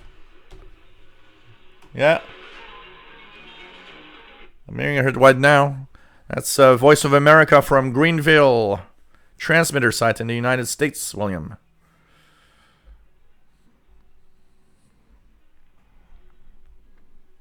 Donald Hosmer, I also have 2 extra 18650 batteries and a separate charger for travel purposes. Never run out of power as it happened to me with radios and digital cameras. Real pain. Yeah, that's the exact problem. It's you don't want to run out of batteries. And I'll rant again about the 18650 because I totally understand every time somebody comes back and says, yeah, but you're getting, better, longer performance off the 18650 and so on. And yes, I know. But my ranting on 18650 lithium-ion batteries, it comes from the fact that you do not have these batteries available everywhere. AA batteries, if you're in the middle of the woods, you can probably take your car, drive an hour, go to some place and, probably buy very expensive AA batteries because they all know everybody runs out of batteries there. So I'm talking from experience here. And then you go back to your wooded area and you got batteries. There was a place not too far that had AA's. You won't have that with 18650. Once your battery ran out, no one is selling that anywhere around you. Anywhere. I'm not even sure where I should buy an 18650 in a store in Montreal. I would have to ask if they have that here at Addison. I would guess they probably do, but it's not like AA batteries. That's where my ranting comes from. A lot of people didn't like my ranting, and it's a very, very legit ranting because I think about how efficient it is to have it running when you're in the middle of nowhere. And AA batteries win because they're everywhere. You can find a place. You can even maybe just find someone and say, hey, can I borrow AA batteries for you? Because they might have some. 18650 isn't that easy. But I get, everybody that goes crazy with me on that is always like, yeah, but the performance is like, I don't care performance. I'd rather have something convenient over performance on the battery side of things. So that's why now I've got, probably like 16 of them. So I can go to a DXpedition and get lost in the woods for 3 months. And I still will have battery for the XH data. Oh, man. The Expedition says the Texan PL80 from Anonco came with an extra battery. Oh, that's cool. Plus a charger. Oh, that's really nice. That's really nice. Daniel T got it in 11720. Got it here in Palm Springs, California. Second station I have ever got. New to Shortwave. Cool. Well, that's the Voice of America. The transmitter is in Greenville, North Carolina. So on the other side of North America for you. So that's cool. Cool. Matambali says, would actually like to try deep fried turkey, but not gonna run that experiment myself. The Expedition says, Shell, most of your shows are just as long as it takes to roast a turkey, so you might as well make a live show about it. So today, before we start the show, remember, you put the turkey in the oven at 325, and you make sure that you keep, everything handy, so you will have a look every 30 minutes. And while you're listening to Shortwave and DXing with us, you will have a turkey to eat at the end of the show. Radio Wave Seeker. Mixing Shortwave and turkey is jive turkey. The jive is the talk and the turkey is the turkey. Oh, God. Oh, man.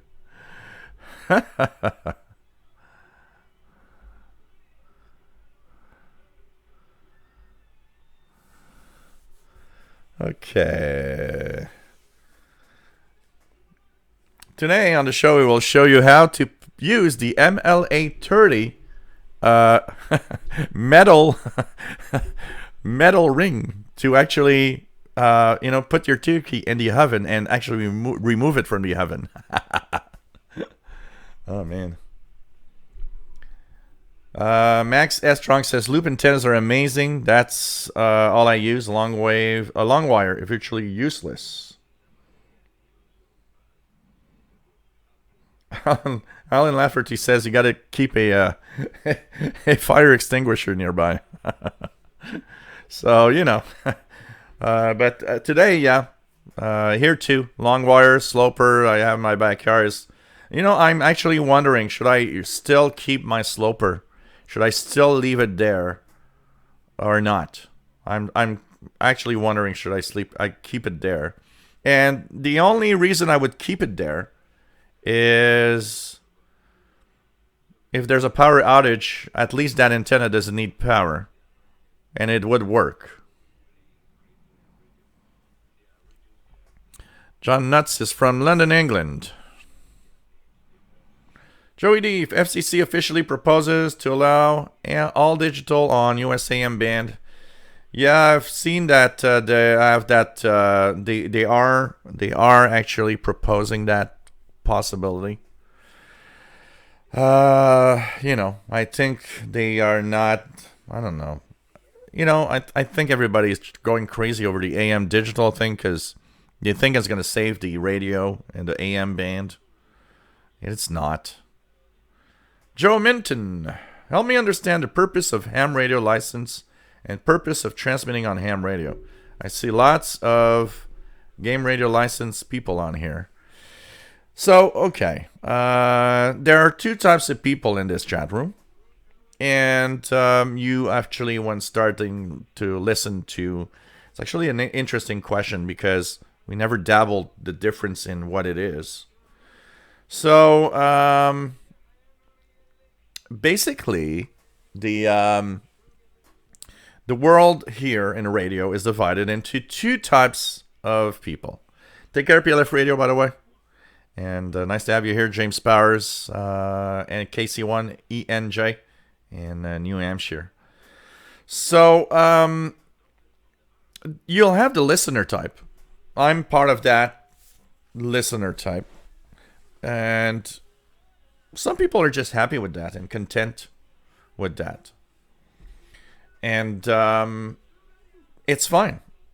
There's even some AM radio operators out there that got their ham license and never use it. They thought, you know what, it might be fun, and they understand that there'll be listeners for all their lives. They have no intention or no idea in, being hams and transmitting.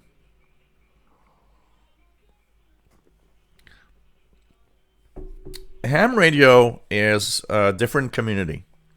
It, for a lot of people, started with shortwave and CB, but it adds the possibility of I just don't listen. I can actually transmit out there. I can actually talk to others. I can actually do something because I can now transmit a signal on the bands. So what would appeal to me, honestly, for a ham radio operator, okay, is the transmitting part. Knowing and having fun with having my signal broadcast, on the air and being received somewhere on the other side of the world. That's kind of cool. But not everybody shares that. Not everybody, for most part, there's a lot of people that are happy just listening to that signal from the other side of the world. But if you are at all somebody that is, I'm the kind of guy that's easy to talk to and easy to talk to others, I would probably enjoy being on the ham bands and rag chewing, as they say. It's like you talk along with people and stuff. There are some different modes and different things. You don't have to talk. I know a lot of people are on the digital modes for a very simple reason. They're kind of shy to talk on the radio. They don't want to talk. They want to, they don't want their voice to be out there. It's like, everybody has that moment in their life when they hear a recording of their own voice and they're like, wow, I sound like that? Really? And you get that little shy moment, it's like, wow, I sound like that. This is bad. I got over that because obviously with all that I do, I hear my voice a dozen times a day at least. So I'm kind of controlled now with that. But, some people want to do that. And amateur radio has a lot more than just the hobby part. Amateur radio is a way to participate in the knowledge that we all have, because amateur radio is one of the major players in understanding all about radio waves and how it works. You can be a ham radio operator because you might want to help. Ham radio operators help around the world when there's disasters, even local disasters. The great example that I have here in Quebec, in southern Quebec, is when there was a big ice storm of 98. That ice storm knocked off power from part of southern Quebec for up to 3-4 months. It was crazy. Well, when that happened, even here in Montreal, we were like really close to having no power at all for a while, because there was only one transmission line that was still working, still holding up to give power to the island of Montreal. And it was crazy times. Well, you know what? What we never understand, and what I don't understand, because, law enforcement and emergency services should be ready for that purpose. They should have transmitters and radios that work in those really bad times. But they don't. So what do you know is amateur radio operator is there for help, for emergency traffic, all sorts of things. So amateur radio operators are more than just I want to talk. It's not for a lot of people, for regular folks, ham radio operators and CB radio is the same thing. It's like, I don't know how many times somebody came here in this room, looked at my radios and said, "Oh, you do CB." And you feel like saying, "Yeah, I'm going to slap your face, man. I'm going to punch you." Don't mention that, okay? This is not CB. And I'm sure a lot of you hams out there got that little frustration moment of somebody, not knowing anything, getting into the room and looking at your radio and saying, "Oh, you do some CB." And you feel like just, slapping them and saying, "Yeah, I'm not doing CB." And there's a lot more than just talking. There's so much that the ham community can do. And that's where ham radio licensing and purpose is important. Because there's just all of that and more. And there's, you know, when I get my ham license, honestly, I know I'll probably be, you know, trying the different bands for sure. I'll try digital modes. I'll be one of, I want it, you know, I'll be one of the guys that wants to try satellite, all sorts of unusual stuff. It's the fun part of sending out a signal and knowing that somebody somewhere 1,000 kilometers away is actually listening in and they're hearing you. It's kind of cool when you think about it. But that said, I think there's a lot. I think there's a lot that of shortwave listeners that just want to be listeners and have nothing else that they want to do. And I don't know how many times and how many of you out there that I've seen in the chat or comment in my videos and say, you know, I'm a ham radio operator, but I've not transmitted in 10 years. I listen, and that's it, you know.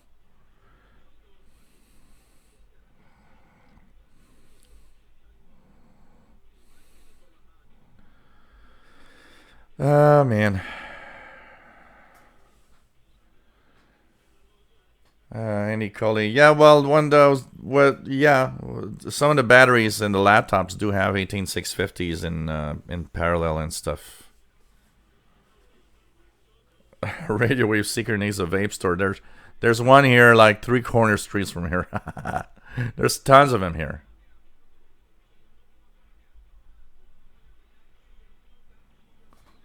Paul Athridis, you can charge 18650s from your phone charger in your car. But the problem is, nobody has what's needed for that, you know, for the most part.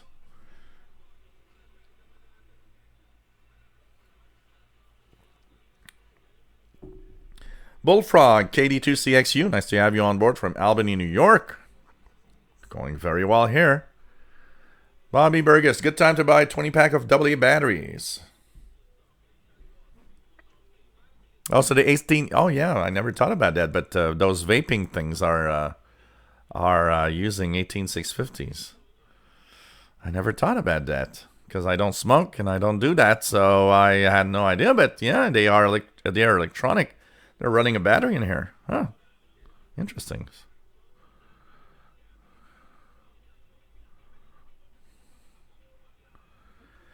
Do you ever tune to 1100 AM WHLI?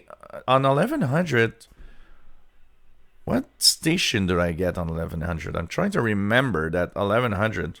Let's go into the medium wave band here. I'm going to tune 1100.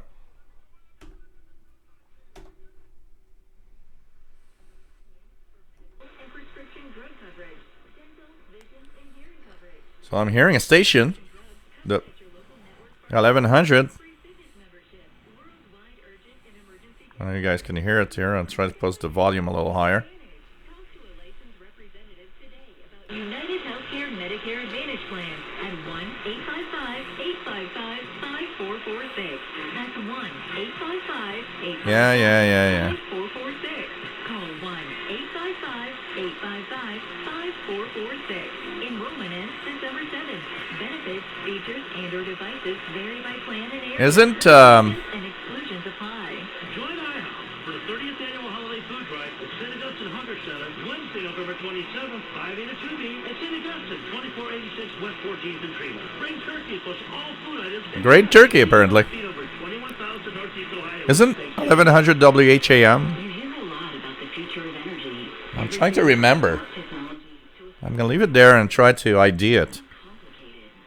Could it be WHAM? I think I'm trying to remember.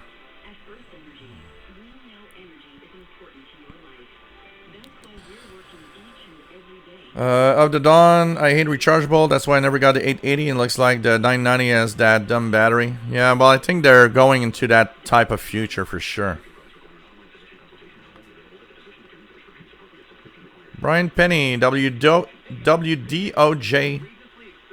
Pirate on 6920 upper sideband. Let's go to 6920. I gotta try it. Am I hearing anything? I've got nothing on 6920. Or maybe very weak. Yeah, I got a very weak station on 6920.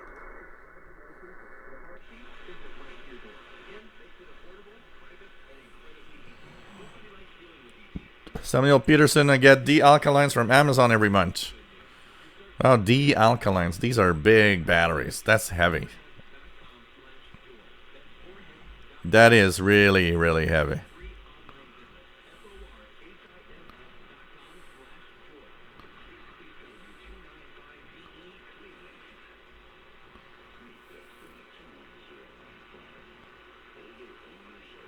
It's a Cleveland station, right? 1100. You just said Cleveland.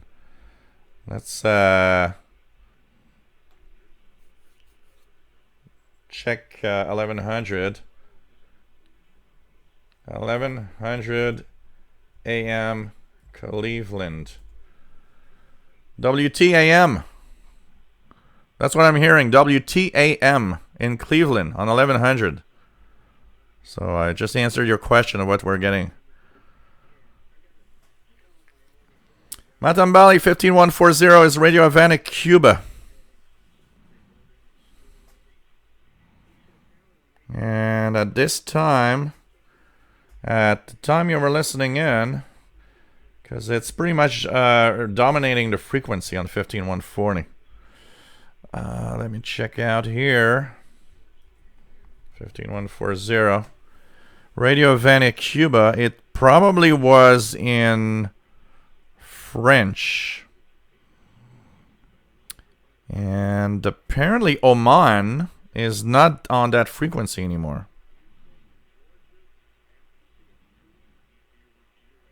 Because I don't have Oman at all here. On the list, at least here. But 2130. We're at 22. There was a French from Radio Havana, Cuba. But now you're hearing Arabic. And Arabic was at 1930. Huh. Okay, that's intriguing. Terry Cook. You got the answer. Don't take down the sloper because you won't be able to transmit on the loop. And yes, I can transmit on the sloper. You are right. Okay, you got me there. Good night, Imad Abbas. Bonne nuit. À la prochaine. Radio Wave Seeker. Nice thing about the 18650 is you can hook the USB charger to a solar charger and be totally off the grid.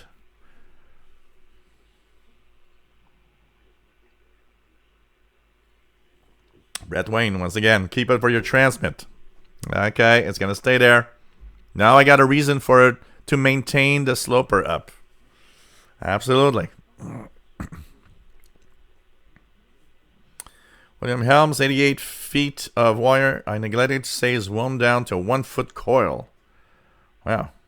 Max that strong, rarely transmits, but it's kind of cool. You know? The Vid Martin vaping 18650 batteries are often high discharge rate. They're not the same. Yeah, that's possible. They're not the same. William Conlon, leave the sloper where it is. Won't be sorry. Eddie Cody, ham a ham, but love shortwave. Matambali 15140 signal just disappeared.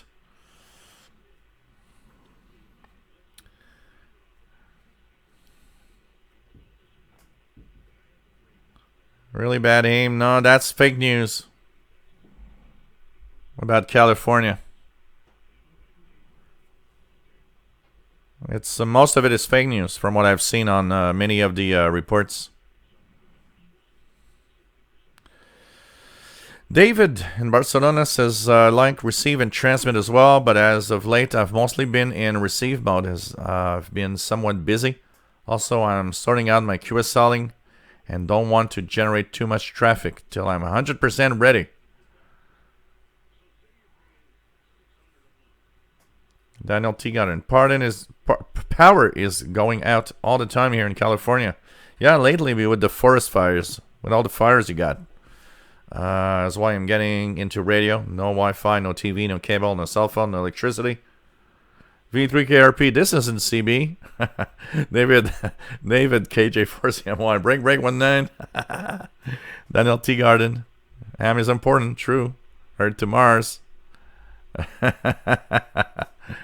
Oh, God. Audio. Yep. Dave Todd, probably anyone under 30 doesn't even know what CB radio is. Oh, that's true. I'd be curious, you know. Oh man, I should get a friend of mine, bring the camera outside.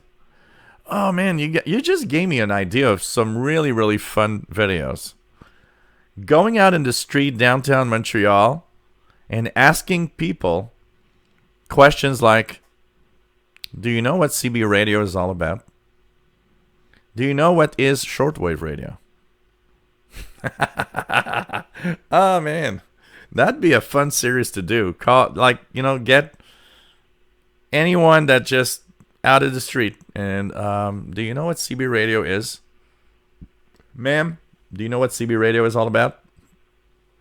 Oh man, that'd be fun. Ronald Hester, I have a call. My call is KD4IJS, but I do not use it. Love shortwave. That's okay. It's okay. And I mean, you know, when we say that, I mean, we get a kind of a little offensive because it's not CB and it's not the same. But at the same time, CB is cool, you know. The expeditions, if you get CB with SSB and a good antenna, it can seek you the world. Absolutely.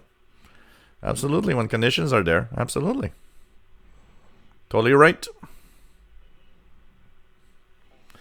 Terry Cook, you learn more when you're listening than when you're talking. And one of the things that I've always heard among ham radio hobbyists is a good ham operator is a operator that listens more than he actually talks. Max Estrong, I honestly don't have that much to say most times. Rack chewing can get boring. So, yeah, how's the weather? Yeah, we got snow this week.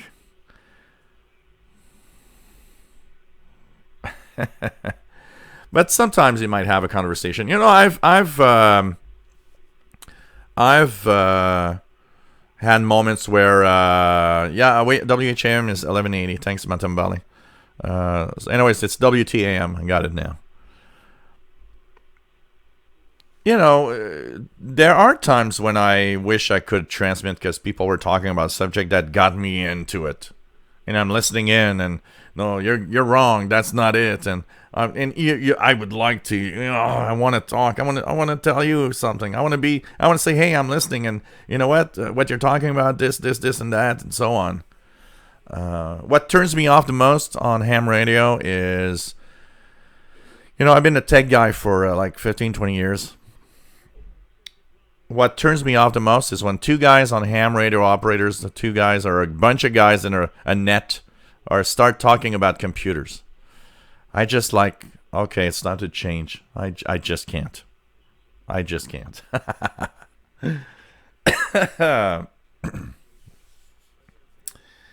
Yep, like David says, carry out a good QSO. One of the most important rules, listening before transmitting. How many people I see that just jumps on the frequency and says, hey, CQ, did you take the time to just, is there anybody on frequency? Because even if you hear nothing, it doesn't mean there's nothing. It just means maybe you're not hearing the other station, you know? Radio Wave Seeker, great portable shortwave and a set of headphones, wide open spaces. Yeah, it used to be the Buffaloes. Now it's radio signals on the range. Oh, man. I am sad of not having taken the time to do more radio this summer outside. And I got a lot of comments of people saying, you know, I miss the videos you do from Perry Island and when you do it outside. I need to take more time, and that's for sure. I was having a beer with a friend yesterday, and we came to a conclusion that I am not taking enough time for myself and working and doing way too many things. And I I came to realize yesterday when he was telling me that yeah, it's true. I'm not taking enough time to do things for myself, and I'm just always doing stuff. Matambali HFCC says Radio Sultanate of Oman 14 to 22. Okay. Yeah, and the EIBI space list, it's not there, so I don't know. But it could. It could. Because I know that it does use that frequency, and I've heard many times rather than a Radio Havana, Cuba.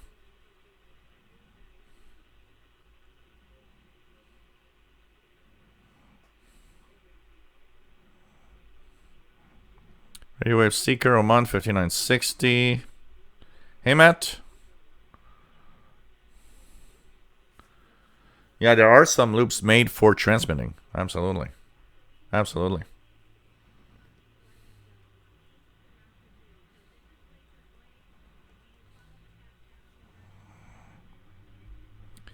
Matt, Behavior 9 on WBCQ 7490. Good signal in California. Is 9330 on tonight?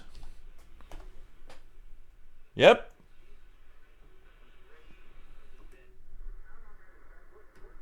$93.30, 500 kilowatts pumping out from WBCQ apparently. Brent, nice to have you on board from Brockville, Ontario. Absolutely. Better late than never. That is totally right.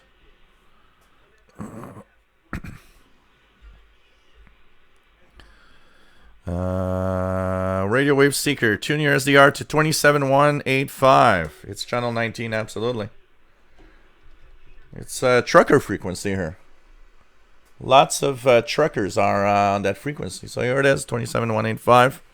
Obviously no skip tonight. There's nothing showing up on the display. Channel 19. Rob, nice to have you on board from Phoenix, Arizona.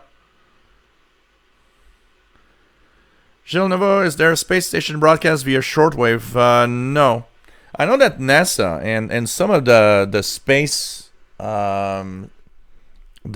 agencies, even the Russian one, for ground communication and for some types of communication do use some frequencies are in the shortwave range. But space station is VHF, UHF mostly. And sometimes actually in 2 meters we can receive slow scan TV and stuff like that from the International Space Station.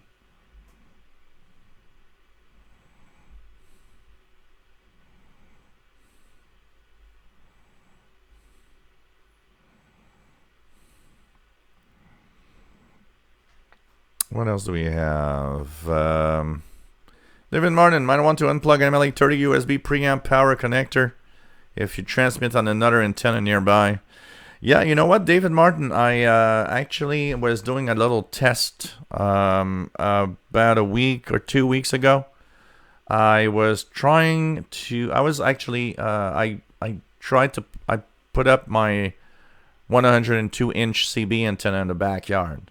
So it's kind of, it's in the back. My loops are in the front. There is a distance there. And I actually used I clicked the microphone to transmit.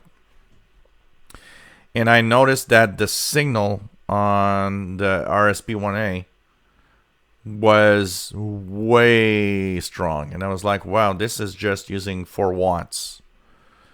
So if I would use the Yisu transceiver here and use it at 100 watts, I think it'd be better to actually disconnect it. I think that would be pretty much what I needed to do. Matt says WDOJ Pirate Station being copied in Colorado. And Radio Wave Seeker. Anyone thinks CB is nuts? Listen to 20 meter band on the contesting. Oh man, absolutely. Yep, there is a hump of big chunk of something happening on that frequency below 6920.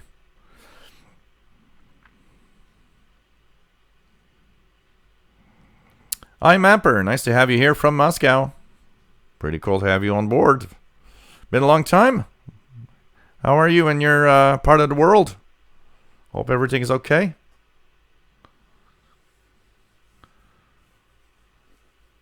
David KJ4CMY. I hate it when I am on a contact and someone keys up 1 or 2 kilohertz near me. What drives me nuts is when there's a DX station, for example. Everybody wants to contact that station. And some idiot, to tune or to make sure that its auto-tune or whatever is perfect, keys up exactly on the frequency where everybody's doing that, contact. You know what? You could do that a little further away. It's still going to be okay. You don't have to do it exactly on the frequency you're using. Even if you do it 10 kilohertz off, it's still going to be okay. Stop being an idiot and blocking everybody because you want to tune your transmitter. I hate people that do that, and so many hams do it.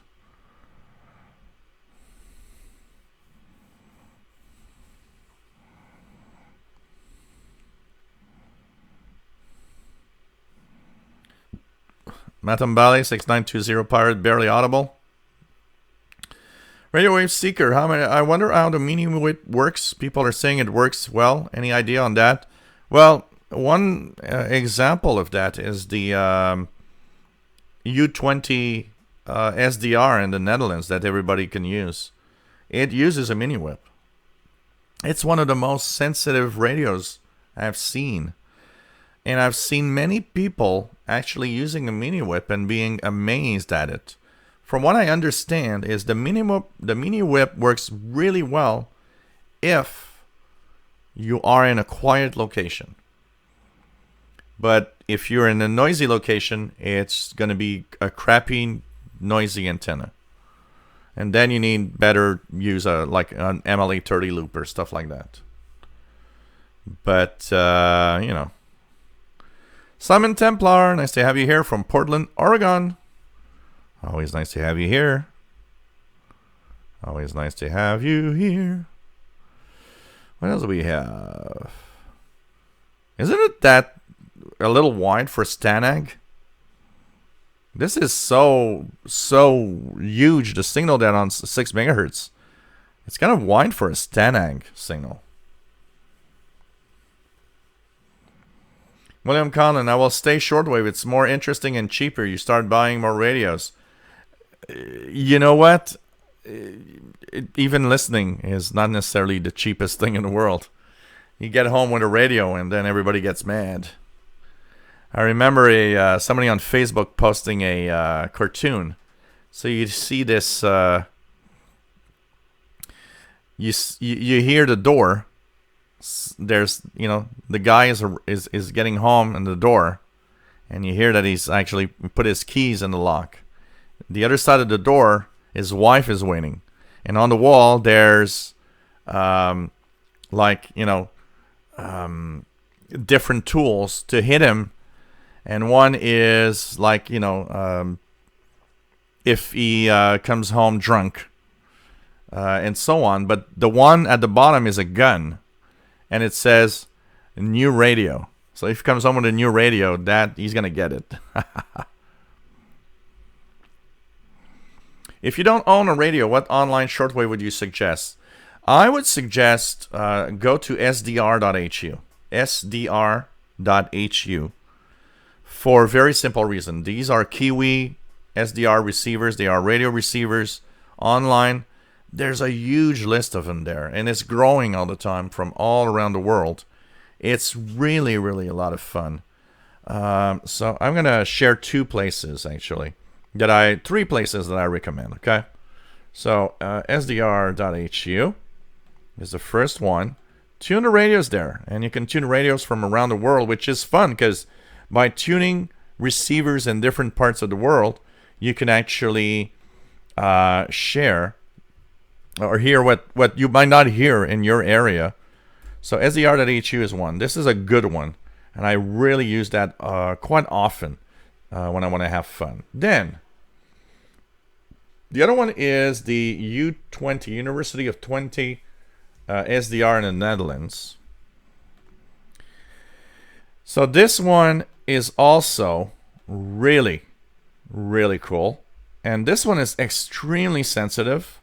The SDR.HU website has one flaw, is that most receivers are incapable of more than 4 or 8 people at the same time. U20 is actually, and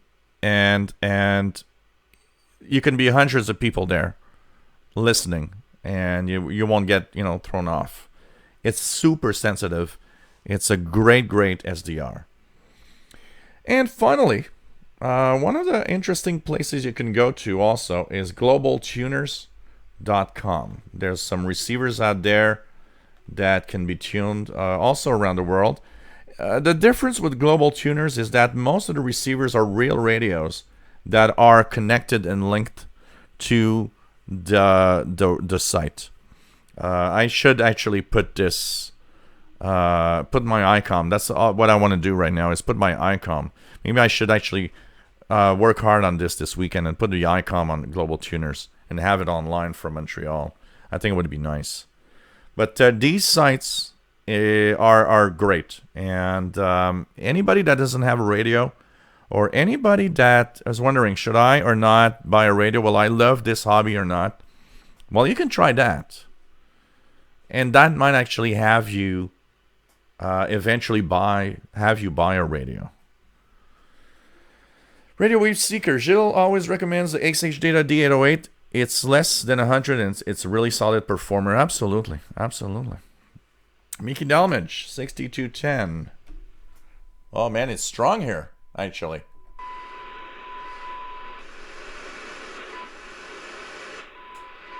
It just cut off and came back. 6210. That tone is there tonight, and it's strong here. It's really strong here. I don't know what that is, but it's weird. 6210. Mountain Valley recognizing Beatle tunes.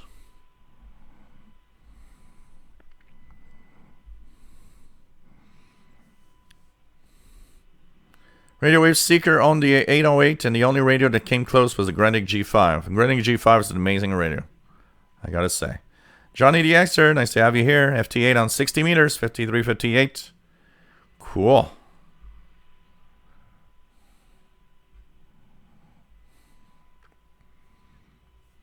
Cool.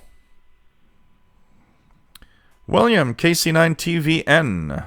Fast draw 50 to 4000 megahertz RF low noise amp between receiver and ML830 makes a difference. $10 at Amazon. Maybe we should try that. Mickey Dalmage says featured pictures of the mini whip at the V6JY site and current messenger of CIDX. Oh, really? And by the way, there's something called the Canadian International DX Club. It's a club that talks about radio. And Sheldon Harvey and Mickey Dalmage is the president for the west side of Canada. And they, of course, will be happy to send you a sample copy of the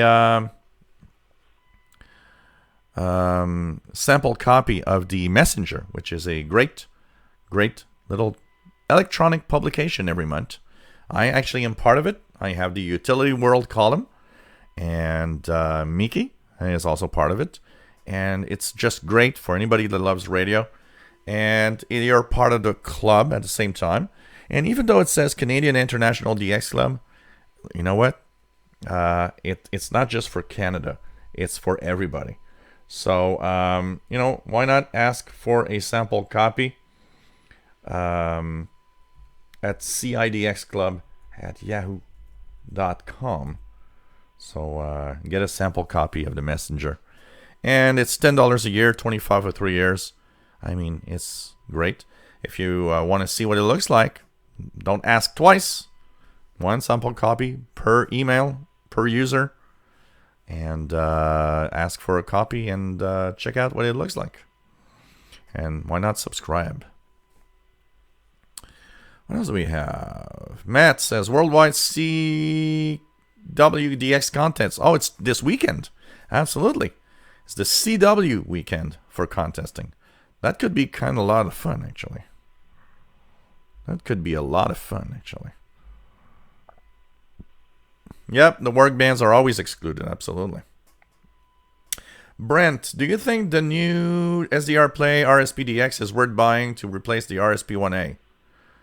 So I didn't speak about it today. I did talk about it a little bit on Wednesday. If you've got an RSP1A, okay, honestly, from what I've read, we don't have hard numbers of performance. No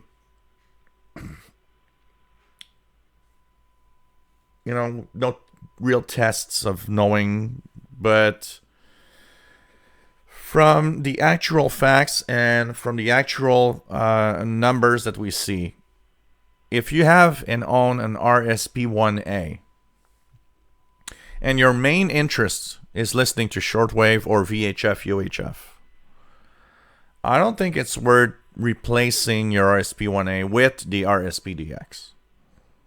Okay, I don't think it is.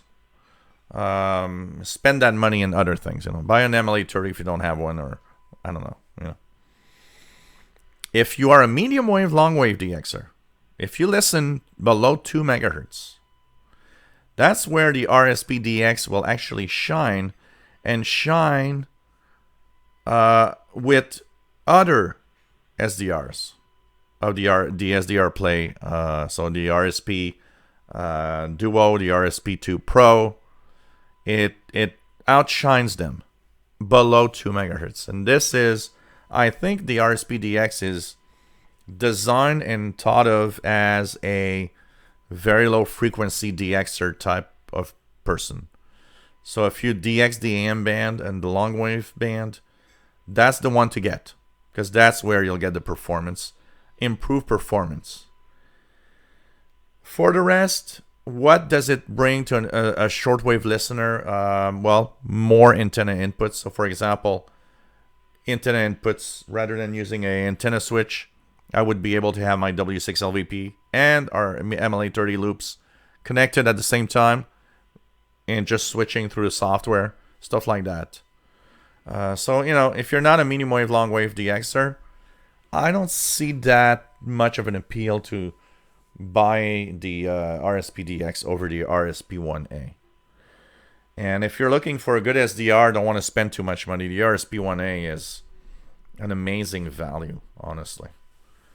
Radio Wave Seeker. Well, Jill and Paul DXer, I got take leave. Take care, my friend. It's nice to have you here. It's always nice to have everybody here. Shady Pyro 90, nice to have you on board. Well, you're here, I'm Mapper. This fall, I visited a quiet radio zone in West Virginia. Radio telescopes and so on. Must be a good place for shortwave. We had to turn off our smartphones and put our Apple Watches into metal box. Yeah, because those the radio telescopes and stuff, they don't want to have noise around them. That's for sure. Must be a good place for shortwave. Chris Alpha Tango, Dead Carrier 6208 FM. Really? Wow.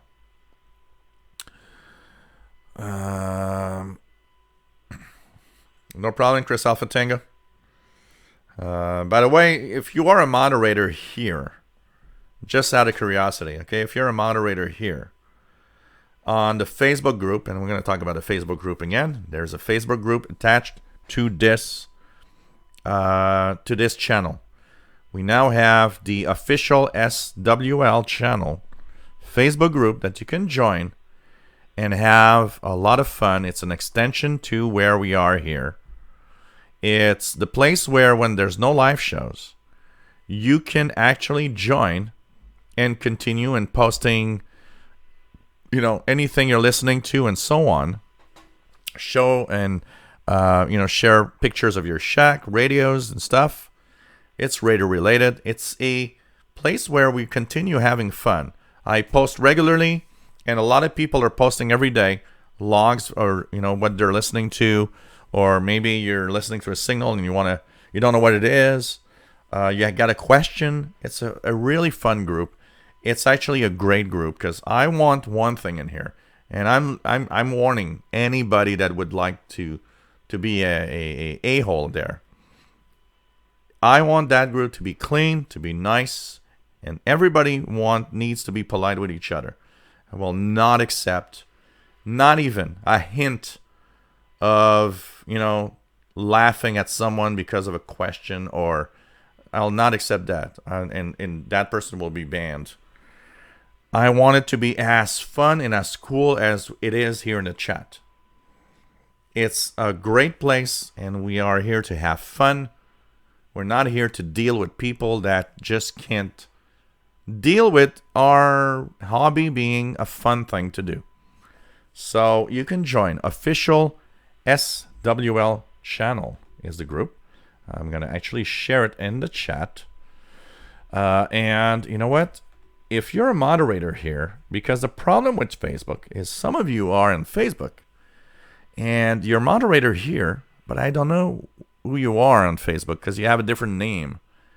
So if you are a moderator already here and want to be one over there, let me know. I just, I'll just let me know. I'm ABCDE here in the chat room usually. So sorry, I know you don't know who I am.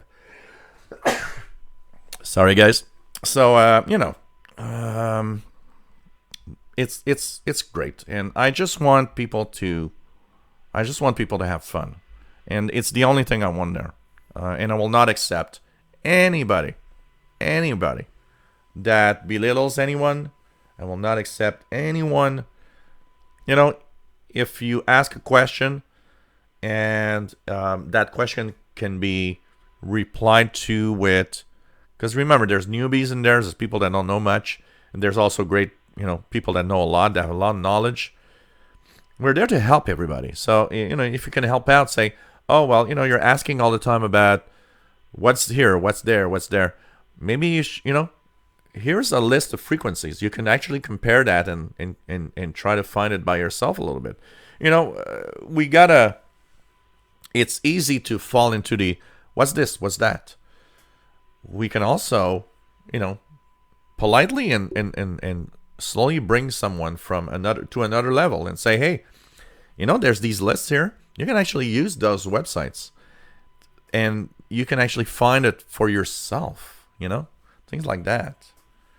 So, it's a great place to be, and I want it to stay a great place to be, and that we have fun, and, we continue sharing this same fun we have here, but on Facebook.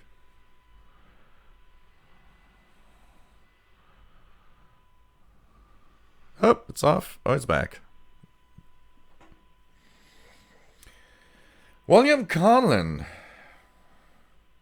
Oh, William KC9TVN, a.k.a. Wizard of Oz. Or Bad Water Bill.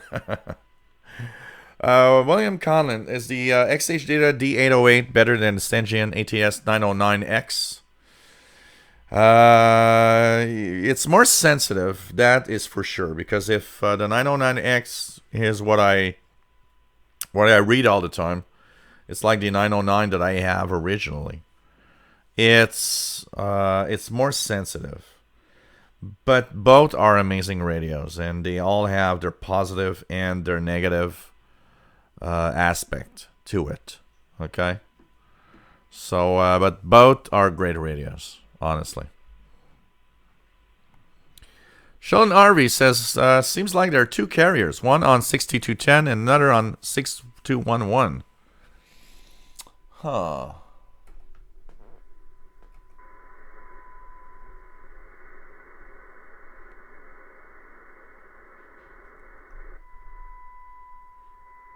Yeah, you're right. It is two carriers. Because in lower sideband on 6211, you got the same tone. And actually, we're going to try something here. I'm going to put that here. And I will actually use my phone. And that's going to be an interesting experiment. And here,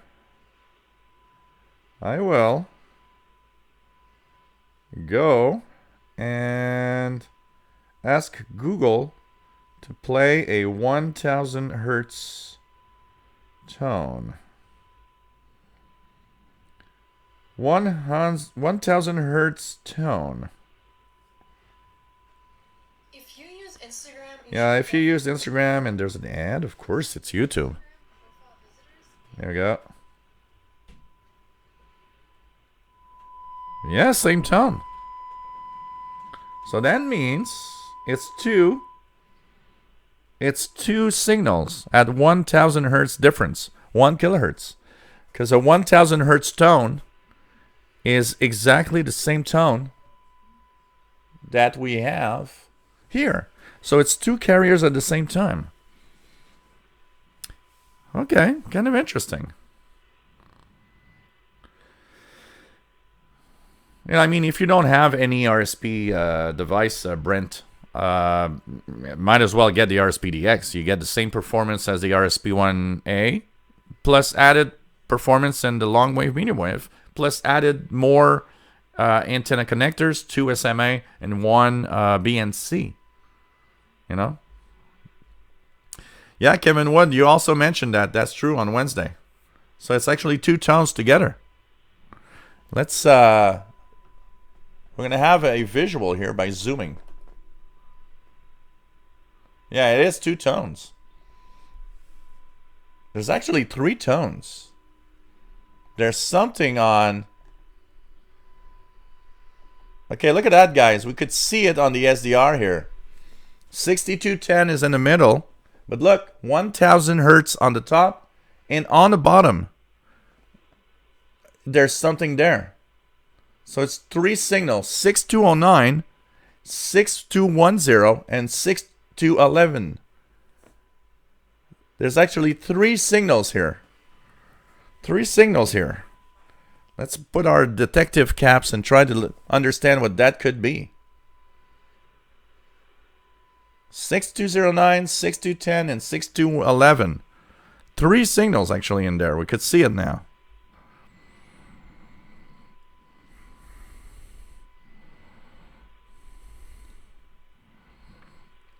Johnny DXer's got China Radio International from Albania 6175.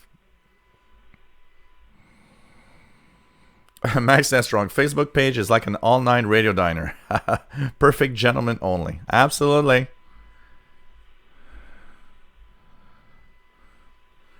Breaking news. Sheldon says, breaking news. FCC approved today the adoption of a rule allowing AM stations to transition to all digital operations. That is interesting. How many stations are going to be there? Kind of interesting here.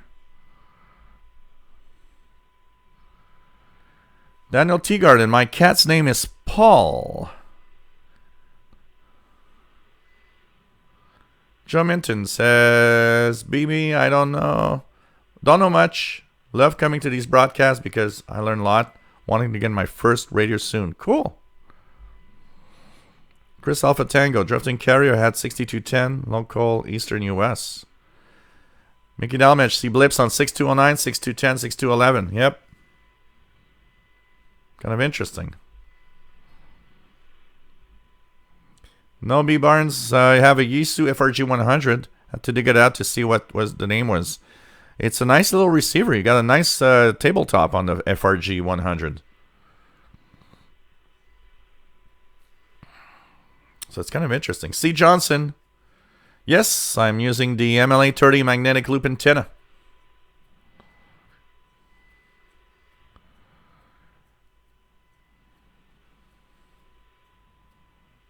This is kind of interesting. Chris Alpha Tango, high output analog modulation carrier. Kind of weird. It is kind of weird.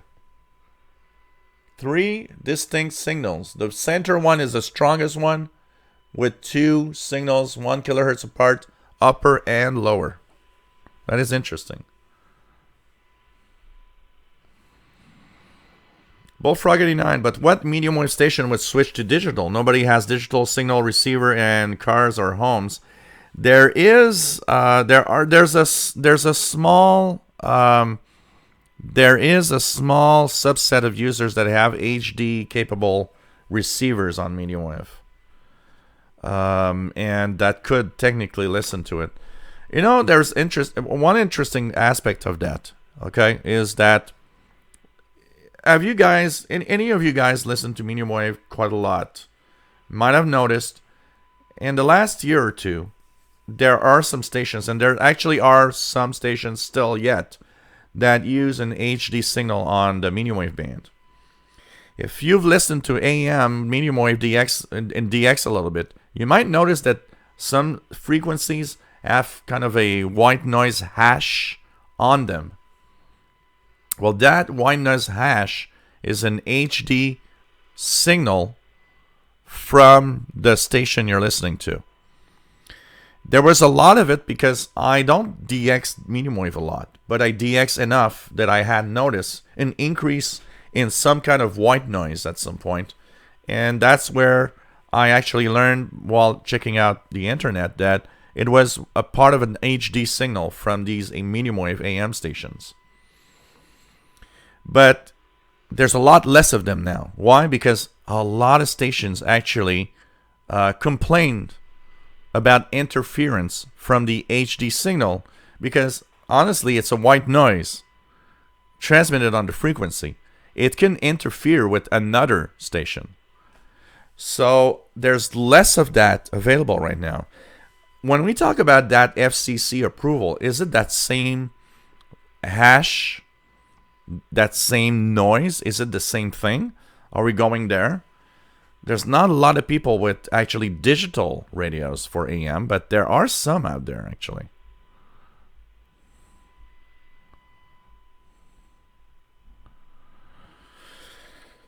But you know what, Matambali, that 6210 has been heard for the past year. I noticed it 4 days ago, I think.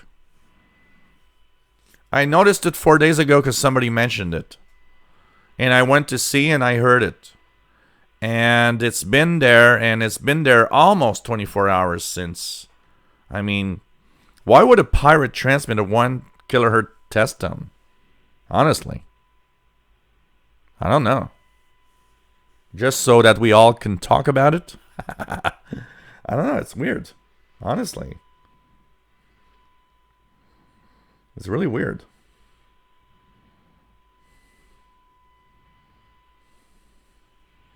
So, I don't know.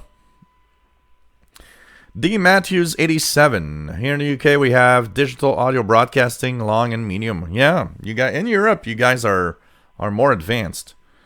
And a lot of the countries in Europe are actually switching off totally analog, which is kind of interesting. Yeah, what I hate about digital broadcasting is that analog, when it fades out, can still be heard.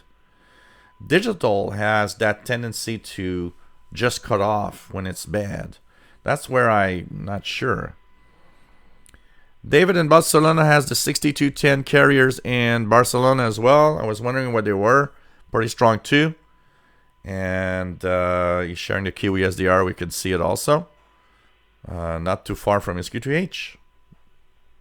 Yeah, Matt, 6210 is supposed to be Iran. And I don't know. I haven't heard anything else except that.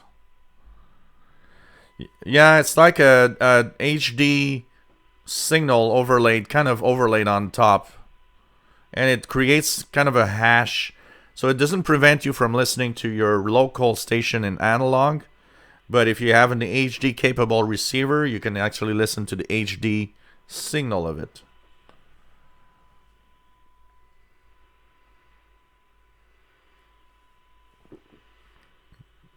That's interesting. D. Matthews 87. Try again. Long and medium wave here in the UK still plentiful despite of DAB digital. It's not that reliable in a vehicle. No, because as soon as signal fades a little bit, you just, whoop, you know, it drops off. It cuts. It's all or nothing with digital. Analog is, even noisy analog is listenable. Um, hey guys, I think I'm gonna have another beer because I was not expecting to drink. I'm drinking a little fast tonight, so we're gonna have beer number 4, guys. A little blonde beer, and it says beer number 4 at 2 hours and 44 minutes into the show. Hope you're enjoying yourselves, guys, and we're having fun. It's interesting. I don't know why I didn't think about it to expand the signal on the SDR to see a little more detail on it. It is kind of interesting to see. I wonder where it comes from and what is it. It sounds like, I've heard this tone so many times. A station that, shut down for the night and just leaves a carryover the tone. Matt is getting the BBC English via Tinian on 6150 right now for the first time. Wow, cool. Not a great signal and kind of surprising given daylight along that path. You know why, Matt? Don't forget, it's daylight if you look west. But remember that the North Pole is now in darkness. You're getting that signal through the pole from the other side in Asia. That's why you're getting it.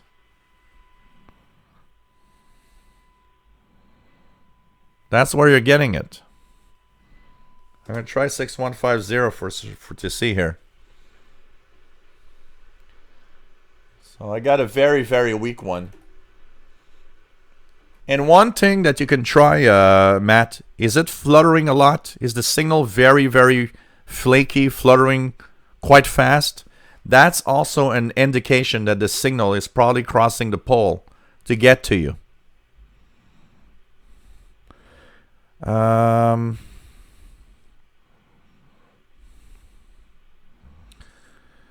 William, KC9 TVN, snow and ice in northern Wisconsin. Bought another MLA 30. Going to put it in the attic. Cool. Kevin Wood has a Sony XDR F1 HD. Do you get mini station? Do you DX station, Kevin, with that? Nick Mayakovsky, nice to have you here. I wonder if any medium wave station is still broadcasting in any of the AM stereo formats of the 90s. Yeah, I don't know if is there such a thing still as AM stereo on the AM band now?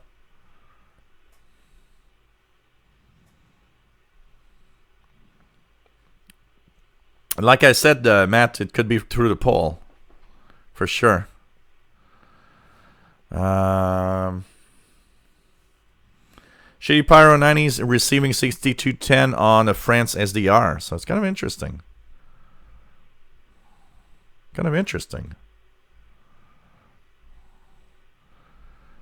Nick says, is this a 1 kHz tone or interference pattern from 2 adjacent carriers? No, it seems to be an intentional broadcast. When it drops, everything drops.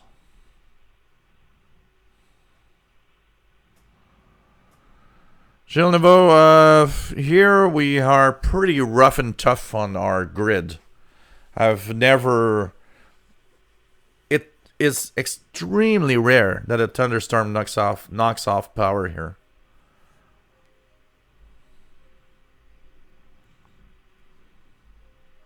Jerry DX listening to Hams on 3702.95 AM.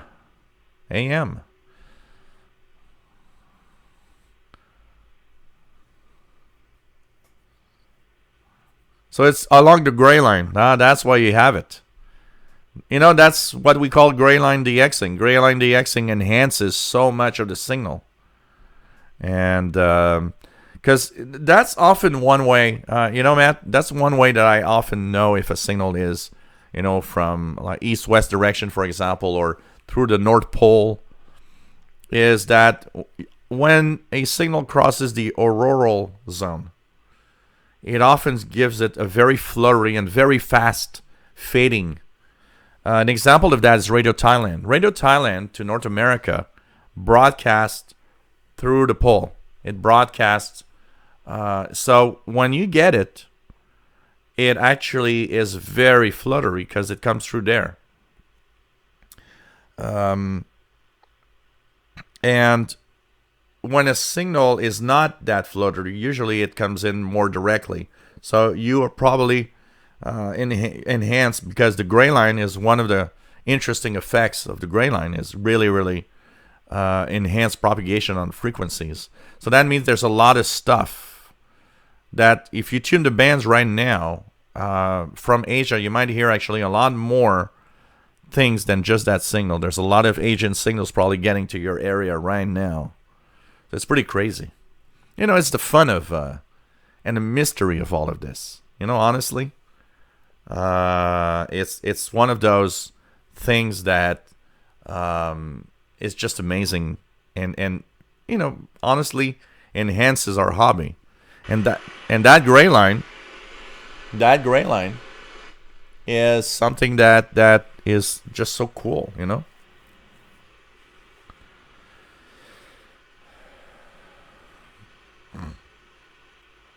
Gillivo, Twilight, Dawn, gray line gray line, for those that wonder what it is, it's that zone. It's that zone where you are actually getting. It's that zone where you're getting. It's where the sun is either setting or the sun is rising. So I'm just gonna daylight night map. Just gonna go here for a second here.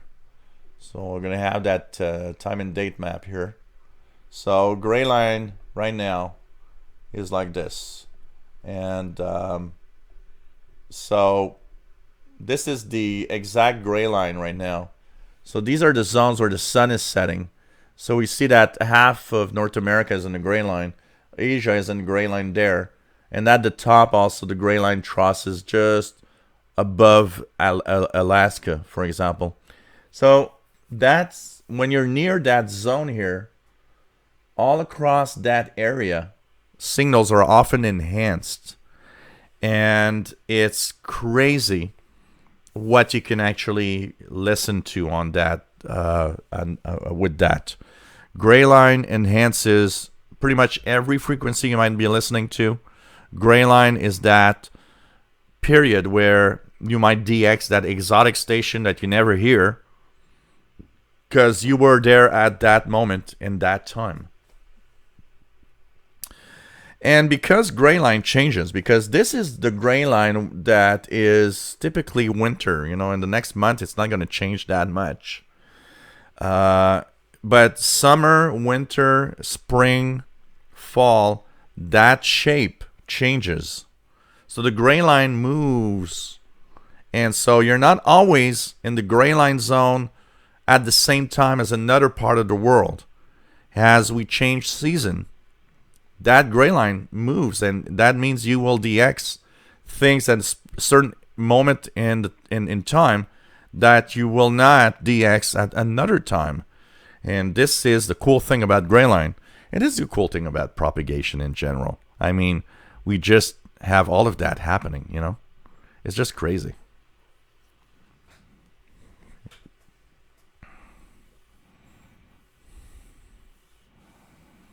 Oh, interesting. Vince has an interesting. Can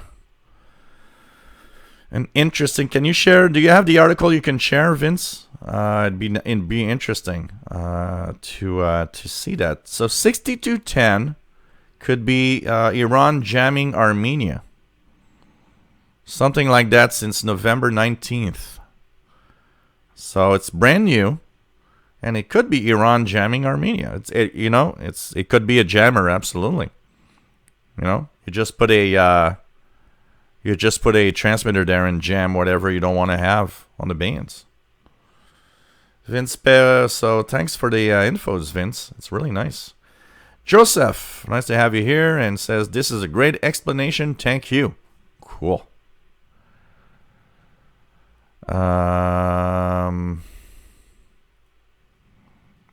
Donna Hosmer says, on 6210, I get occasional Spanish-sounding voice in USB mode. Yeah, you could be listening to Peskies. 6 megahertz is probably the biggest band for fishermen and drug dealers and whatever that are using two-way radios. It's there's so much of them in those frequency ranges in time, and a lot of them are a lower sideband. But I've heard a few in upper sideband also. Hey guys, I'm gonna do a little self-promotion here. Do you like what I do? You love this channel? What would you think if it disappeared suddenly? Of course, I'm not gonna scare you guys. I have no intention of stopping this. But, do you think this is kind of cool? This is something fun. It's part of your weekly routine of everything you do. Well, you know what? Why not give me a little something and do a little donation here? You can go to paypal.me/shortwave, or just give me a little something through the Yahoo email that you see here on PayPal. You also can become a patron at patreon.com/radio and computers. Set up a little something that's automatic every month so that I can actually get a little something. There's a high cost to running this. I got to pay a much better internet connection because I'm sending out an HD signal on the internet. The biggest problem with the internet is that the download is fine. You can have I could have a much less expensive connection if it was just for download speed. But the problem is to have an upload speed that's decent. Because I do live shows and upload videos, I need to pay a lot more. There's lighting systems. I got a new laptop this year because I need to, to keep up to do these live shows. Lights burn out. Got to change them. Computers can have problems. And, also, can help me buy radios and review stuff.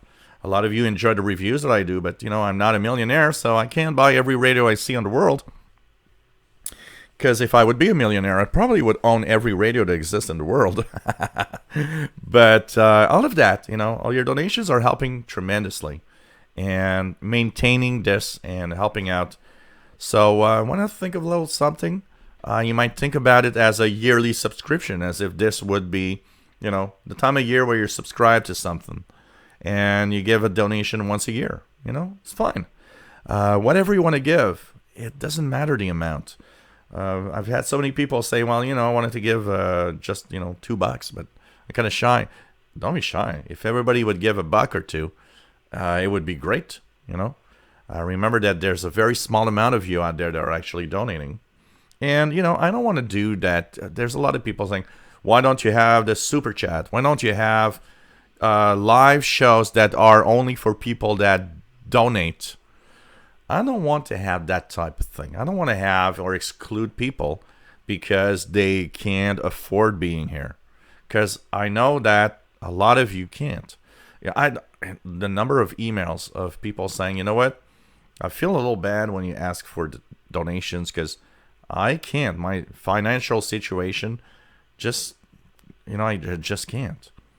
And you know what? It's fine. And please, if you're in that situation where it's a little heavy, a little hard, and it's difficult, that's one thing I don't want is people feeling bad because they can't donate.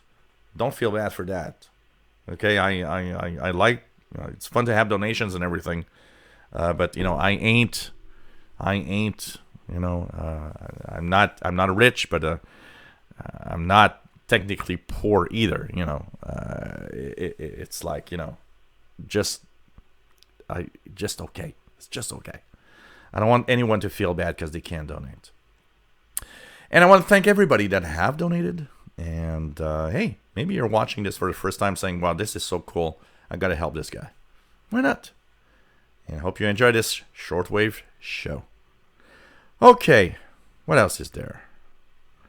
Max says strong. Caught a great local gray line AM DX this morning. Dayton, Ohio, 1290. Can only catch at gray line. Oh, interesting.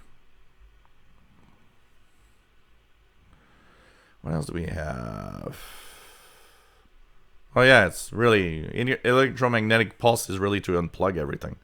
One of the things that I see all the time and that I have to also tell everybody, don't rely on those power bars for protection when there's a really big power surge. They actually do nothing. It's a big scam in general. for protection. 6920 upper sideman, quite good, says Dave Todd. 6920. Anything here? Whoops. Let's remove the gray line and go back to 6920. Oh yeah, it's not bad. It's there. It's better.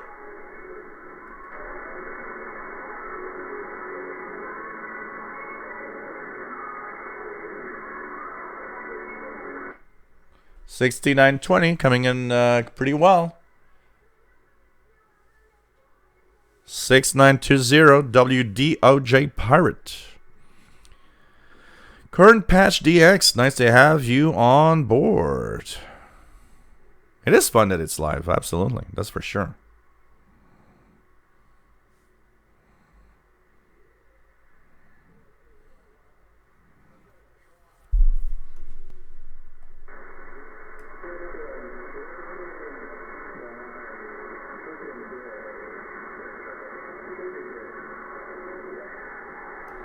Interesting. You need a shortwave broadcast like on WBCQ.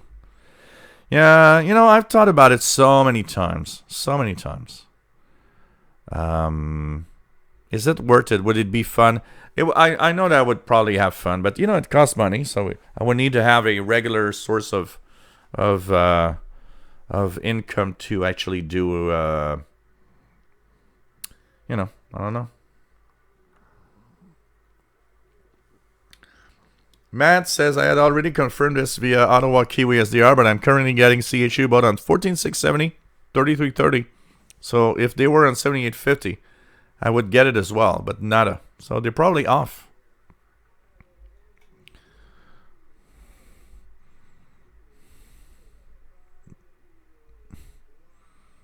Oh, Vince, here is moderator status, Vince. You're a new moderator. So you can now share links. You can do it now. Yeah, like Max Setron says, it is relative, that's for sure. Being poor or rich is very, very relative. I had a friend of mine this week, actually, that was telling me, he's like, oh, I'm tired of being poor. And I told him, yeah, you don't know what poor is, actually. Oh. What was that?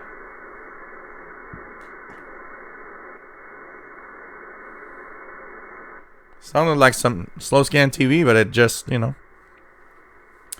But it is true that it's very, very relative. Well, what did I just do? Moderator. Sorry, I'll do it again. What did I just do, man? Vince. I did something wrong. Did I block you or something?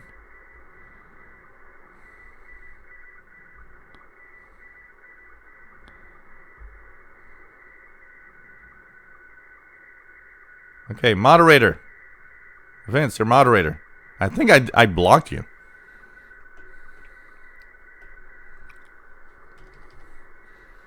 MSSS TV, let's see if I can decode something from this.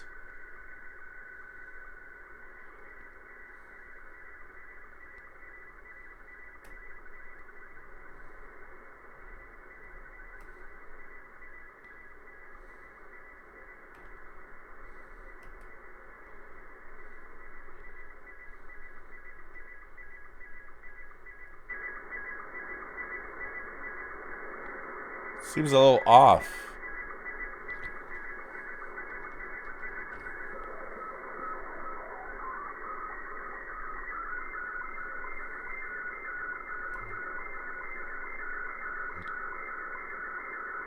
This is weird. I can't decode it.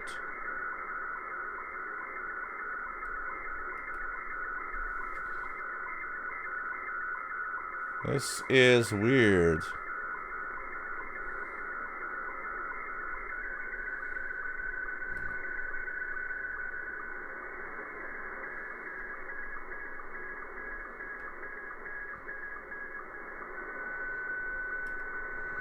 Okay, I can decode it for some reason. Oh well. WF7I Homebrew. Nice to have you here.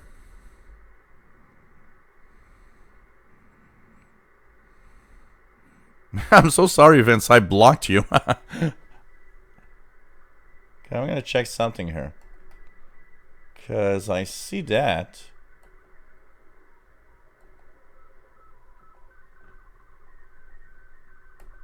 That looks like Slow Scan TV.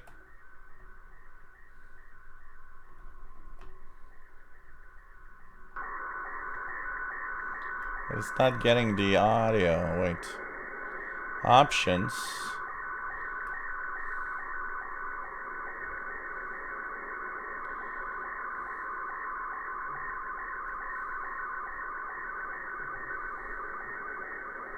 Because something is weird. I'm not able to decode for some reason. I'm not getting it. Anyways, I'm not gonna go there. So, okay. What else we have? Matt, the WDOJ 6920. Dave Todd 6870. Upper Sideman. There was a guy with a New Jersey accent in English. Obviously a fisherman. Interesting.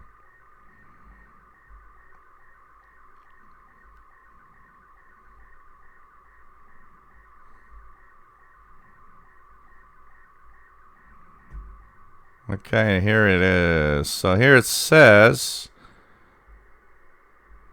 Okay, I need to translate. The sound of the television channel Iran International from Armenia will be broadcast on short and medium wave. Okay.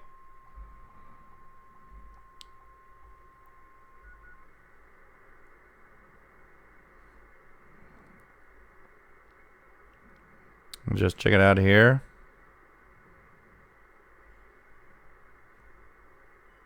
Yeah, they are really, okay, they're really jamming with our 1000 hertz tone. They really mention a 1000 hertz tone. On the first day, the station was modulated with the Arabic radio program abroad by Iran. 20 November, it was replaced by the much more effective transmission of a fully controlled 1000 hertz tone.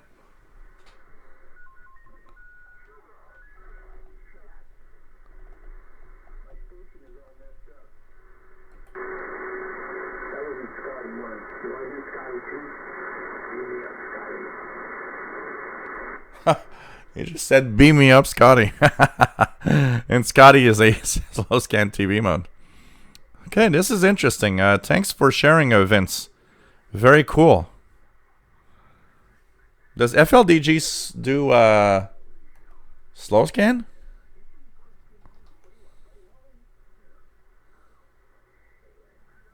I am not able to decode it.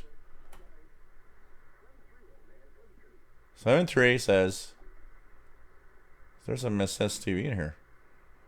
Anyways, doesn't matter. We tried. That's weird because usually MMF SSTV works great. So it's weird that I was not able to decode it. Anyways, doesn't matter. Hey Keegan, nice to have you here from Northwest Arkansas.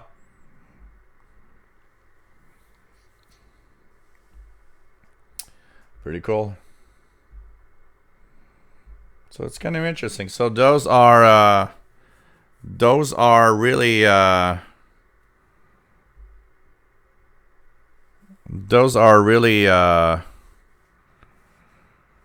jamming. The tone on 6210 is jamming from Iran. This is interesting. So we've learned a little more tonight. That's kind of cool. That is kind of cool. And as we did the show, we went from 212 to 216 members on our Facebook group, which is pretty cool. Including you, Vince, that shared the link to the jamming. Nice to have everybody here, you guys. Really nice. Really nice.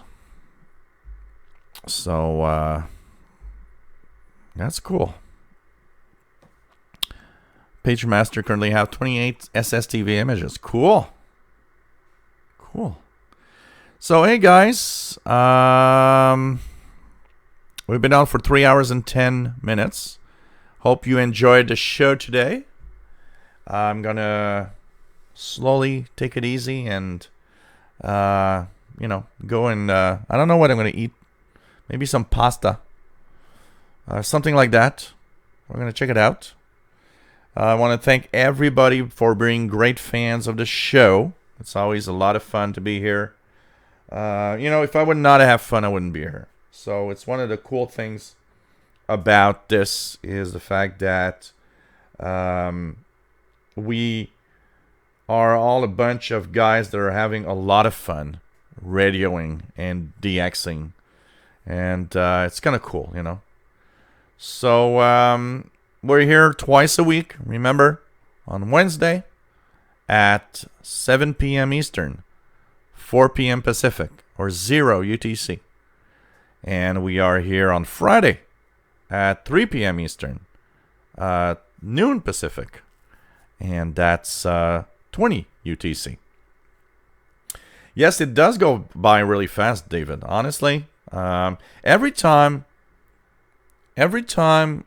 I do this live show, I always, I get up there. I get up there and I'm like, I got nothing to talk about today. I'm not going to do 3 hours, I'm not going to do 2 hours, 3 hours, 4 hours. And you end up that it's like 3 hours or 4 hours and you're like, wow, it's just crazy.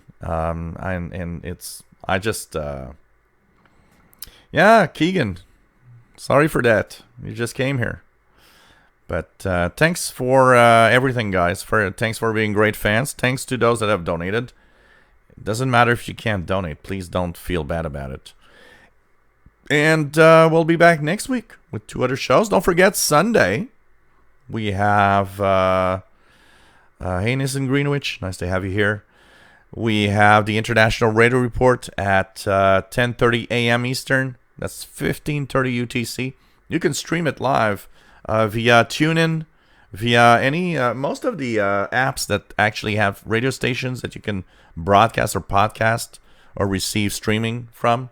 Actually have CKUT 90.3 FM streaming in it, or ckut.ca and stream it live, or listen to the archive.